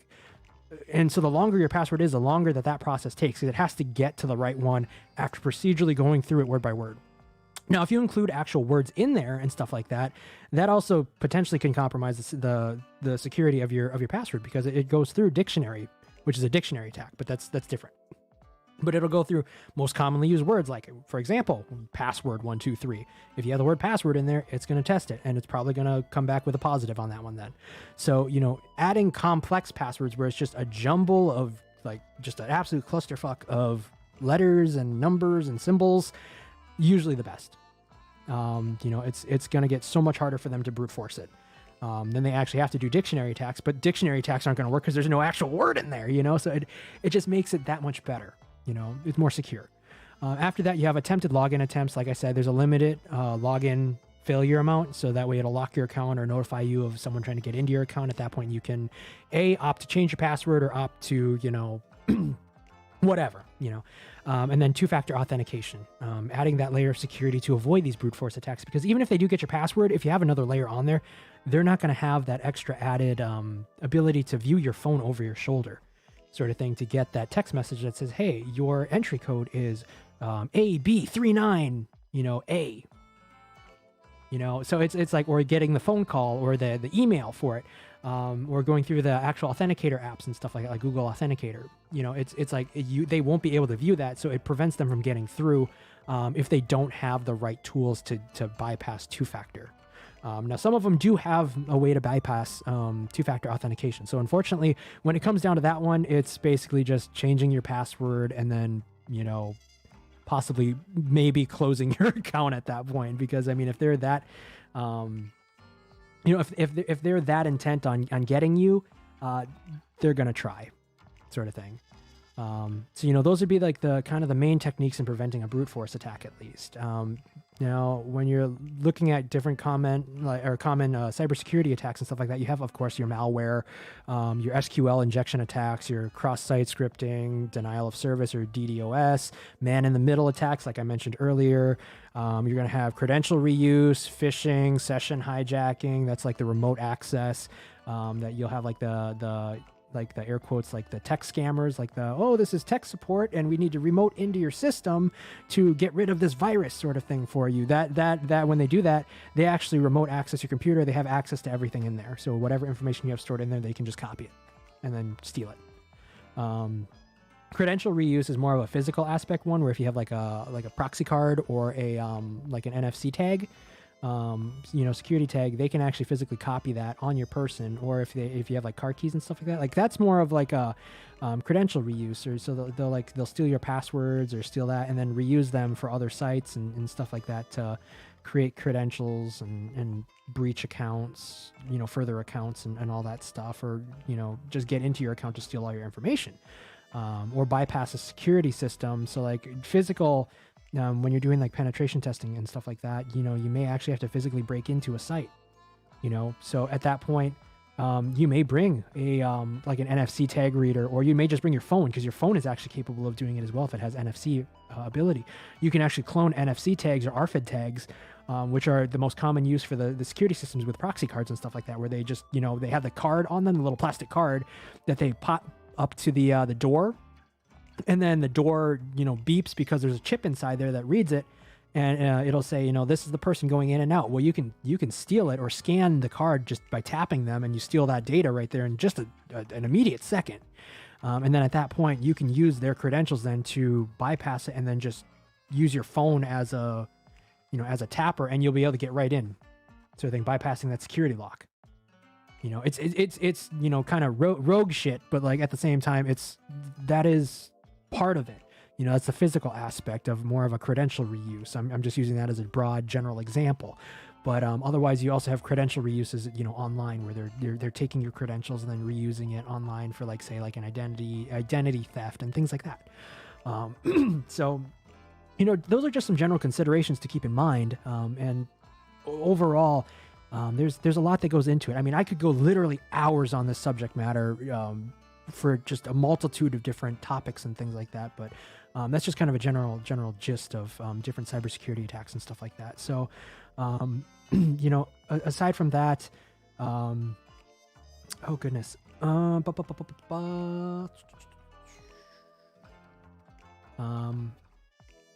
okay. That's a good question. Yeah. What's the difference between a black hat, a white hat, and a gray hat? There's also red hats. I'll add that as well. But a black hat hacker is basically a malicious actor or a person who tries to obtain unauthorized access to a system or a network, and steal that information for nefarious purposes, be it, identity theft or a cyber crime of any sort, stalking, that kind of thing.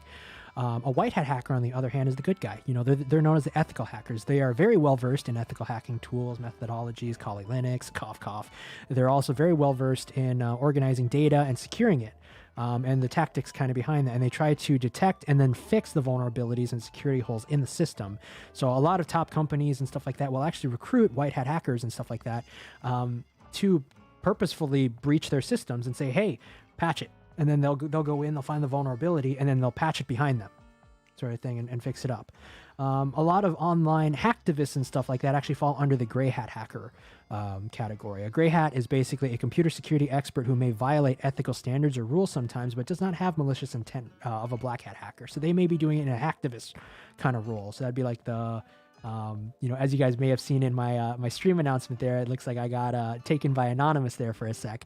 But so, things like that where you have, gray hats who will breach a system, maybe to gain information for slightly nefarious purposes, but not necessarily nefarious purposes. It's without malicious intent usually. So it's for a greater good or a greater cause, a justice.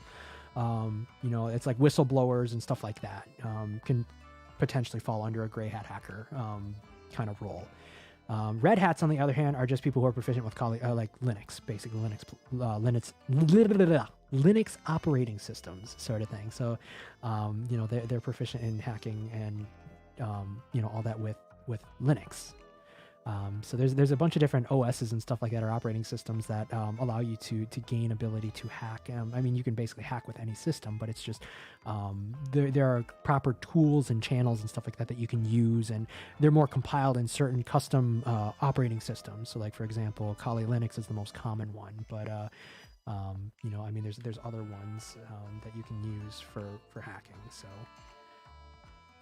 Like, it's again, this is one that I can actually like go hours on. You have like, there's like Kali Linux. If I remember, you have like Backboard, Parrot, Security OS. I think there's Deft, Samurai Web Testing Framework, Network Security Toolkit. What am I forgetting here? Pen2, Blackbuntu. There's just an endless amount of different operating systems that hackers and of all sorts use, and that investigators use as well. So my area of expertise is actually in open source intelligence. So I typically don't need a custom OS. But I do operate in a custom OS environment, mostly just because it's like when we're investigating things of this, intensity, we want to make sure that we in turn don't get, slapped backwards. So, it maintains some security towards us then, in the professional setting. So a lot of law enforcement agencies and stuff like that will use customized OS that are private to them, so like the FBI, CIA, they all use custom operating systems and stuff like that are not publicly available.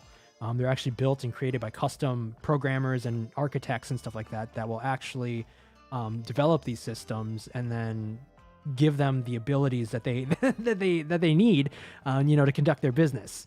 But the same thing applies with really any field per se. But again, those are just some examples of the difference between white hat, black hat, gray hat, red hat. And some of the things that they do.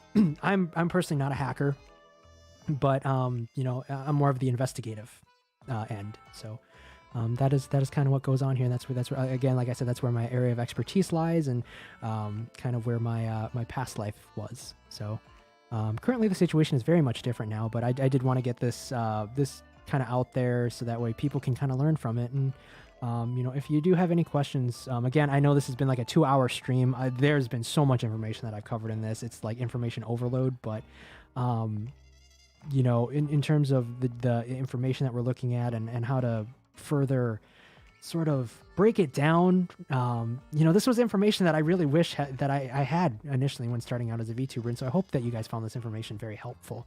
I got a DM here. What is, okay. Like, okay, okay, got it. Okay, I see kind of the... Okay, so how can I prevent phishing? Okay, got it. So that's essentially what the question is asking here. So to prevent phishing, basically, I just say, like, use your firewall. Don't deactivate your firewall on your system. Enabling robust antivirus protection. I use, like, for example, WebRoot is a good one. But there's other internet security or other antivirus protection programs. McAfee is another one that a lot of people use. AVG, Norton. We see a metric fuck ton of different, antivirus programs and stuff like that, but just using one in general is nice. If you have multiple ones, I mean, that works too, because each one has a different set of definitions that it goes through. So, you know, when it updates one, the other one may not have, you know, picked up on it. So if you have multiple antiviruses and stuff like that, eventually all of them will pick up on something. So, you know, it just kind of depends. I would say I have no real preference. I use WebRoot and AVG and McAfee, but you know, I should say I've used, as of right now, I'm using a very different one, but for very different reasons. So again, it depends on your whole use of what you're using it for. So aside from that, using two-factor authentication, like I said, that one applies to basically every cybersecurity in general. Having another layer, always great. Maintaining adequate security is always, you know, essential. Sharing personal information such as, you know, financial or digital transaction details on web pages that you don't trust is obviously a major no-no. But I mean, I feel like that one should go without having to be said, but at the same time, people have done it. I've met individuals, I've had family members who have done it before, where it's like they've shared their transactions and stuff like that to sites, and they've gotten scammed because of it. And I'm just like, why would you do that? Like, well, I thought that the person was reputable. No, they're not reputable. Don't do that ever. No. And then keeping yourself up to date with the latest phishing attempts and stuff like that. Following Twitter and stuff like that is a really great way to, you know, keep up with that. I mean, looking at, you know, the situations that have gone down here in the VTuber community, I'm not talking about one in particular, but there are many that have happened in the past several months, ranging from doxing, swatting, stuff like that. It's a fucked up situation, but generally speaking, you know, it's like keeping yourself up to date with those latest attempts to make sure that you aren't the next victim, because no one wants to be a victim in this. You know, it sucks having this shit done to you, but you know, if it happens, I've hopefully given you the tools and the information that you need to hopefully take it into your own hands to deal with it and handle the situation, you know, in a way that benefits you. You know, and if you do have any questions about any of the content, again, that I've covered here, or have any questions or anything beyond this, you know, beyond this video, commented it below. I'm more than happy to address it either within the comment section below, creating a discussion about it, or addressing it in a completely separate video. You know, I mean, this is the first pilot episode for VTuber Academy. I would say overall, it's gone pretty smoothly. I've like winged over half of this.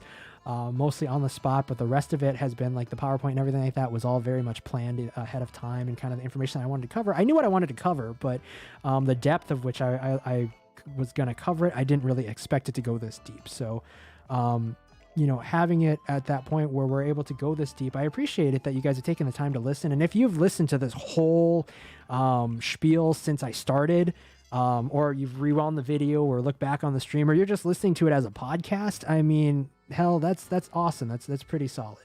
So, you know, I appreciate all of you who have stuck around, and all of you who, you know, have joined the channel just recently, and for your, you know, your support and everything like that in the channel. So, you know, of course, don't forget to do that, you know, the like, share, subscribe, all that good stuff.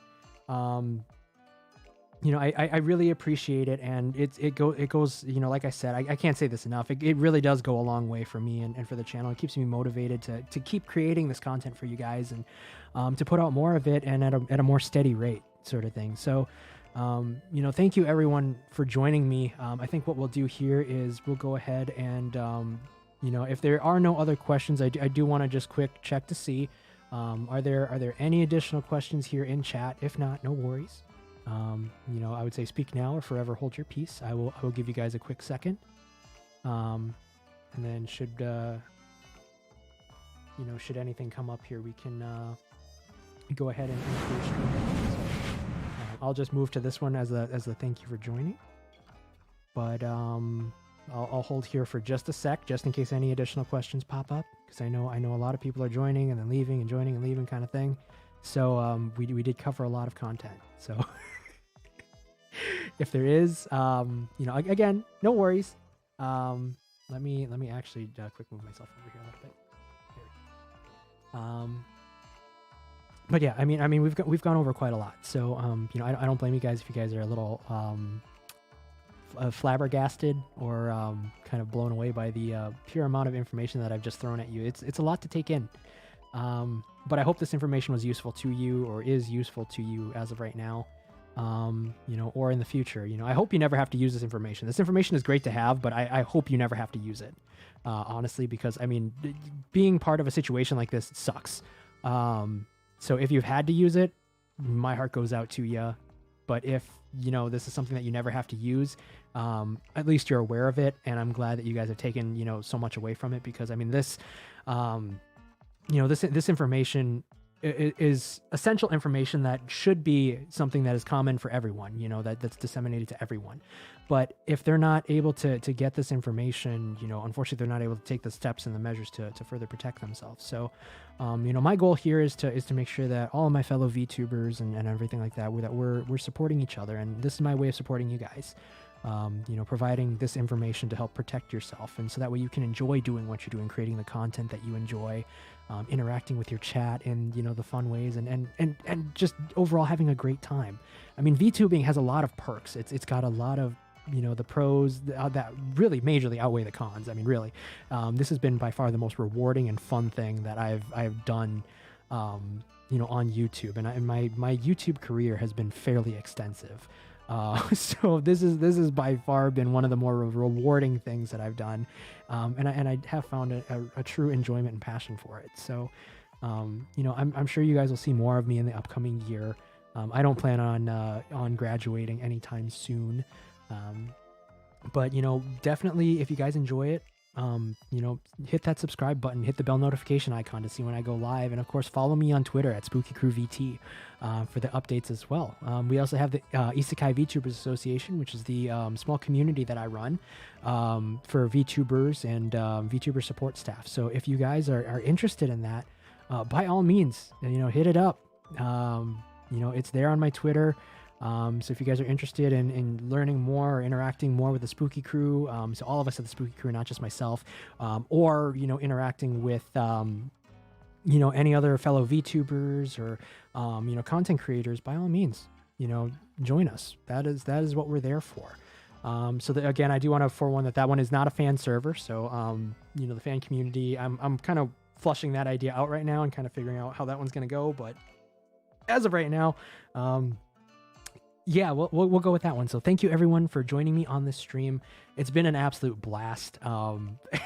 There's been so much information. I mean, 2 hours and 10 minutes worth of, well, actually, no, technically 2 hours worth of information, because I mean, I've gone for about an hour 15, or sorry, 15 minutes prior to, 15 minutes prior to, right? No, 5 minutes. 5 minutes prior to, but I was streaming before that. So, you know, we've got a lot of information here, and it's good information that I hope you guys were able to take away from, and hopefully it'll be useful to you to defend yourself, you know, from these malicious actors, and you know, hopefully when, you know, all is said and done, you guys have a great time, and that's really all that matters to me, is that you guys are enjoying and having fun, but at the same time, it's safe fun. So, you know, call me the dad ghost or whatever, but I'm looking out for all you guys and trying to, you know, spread some information around that's very useful to you.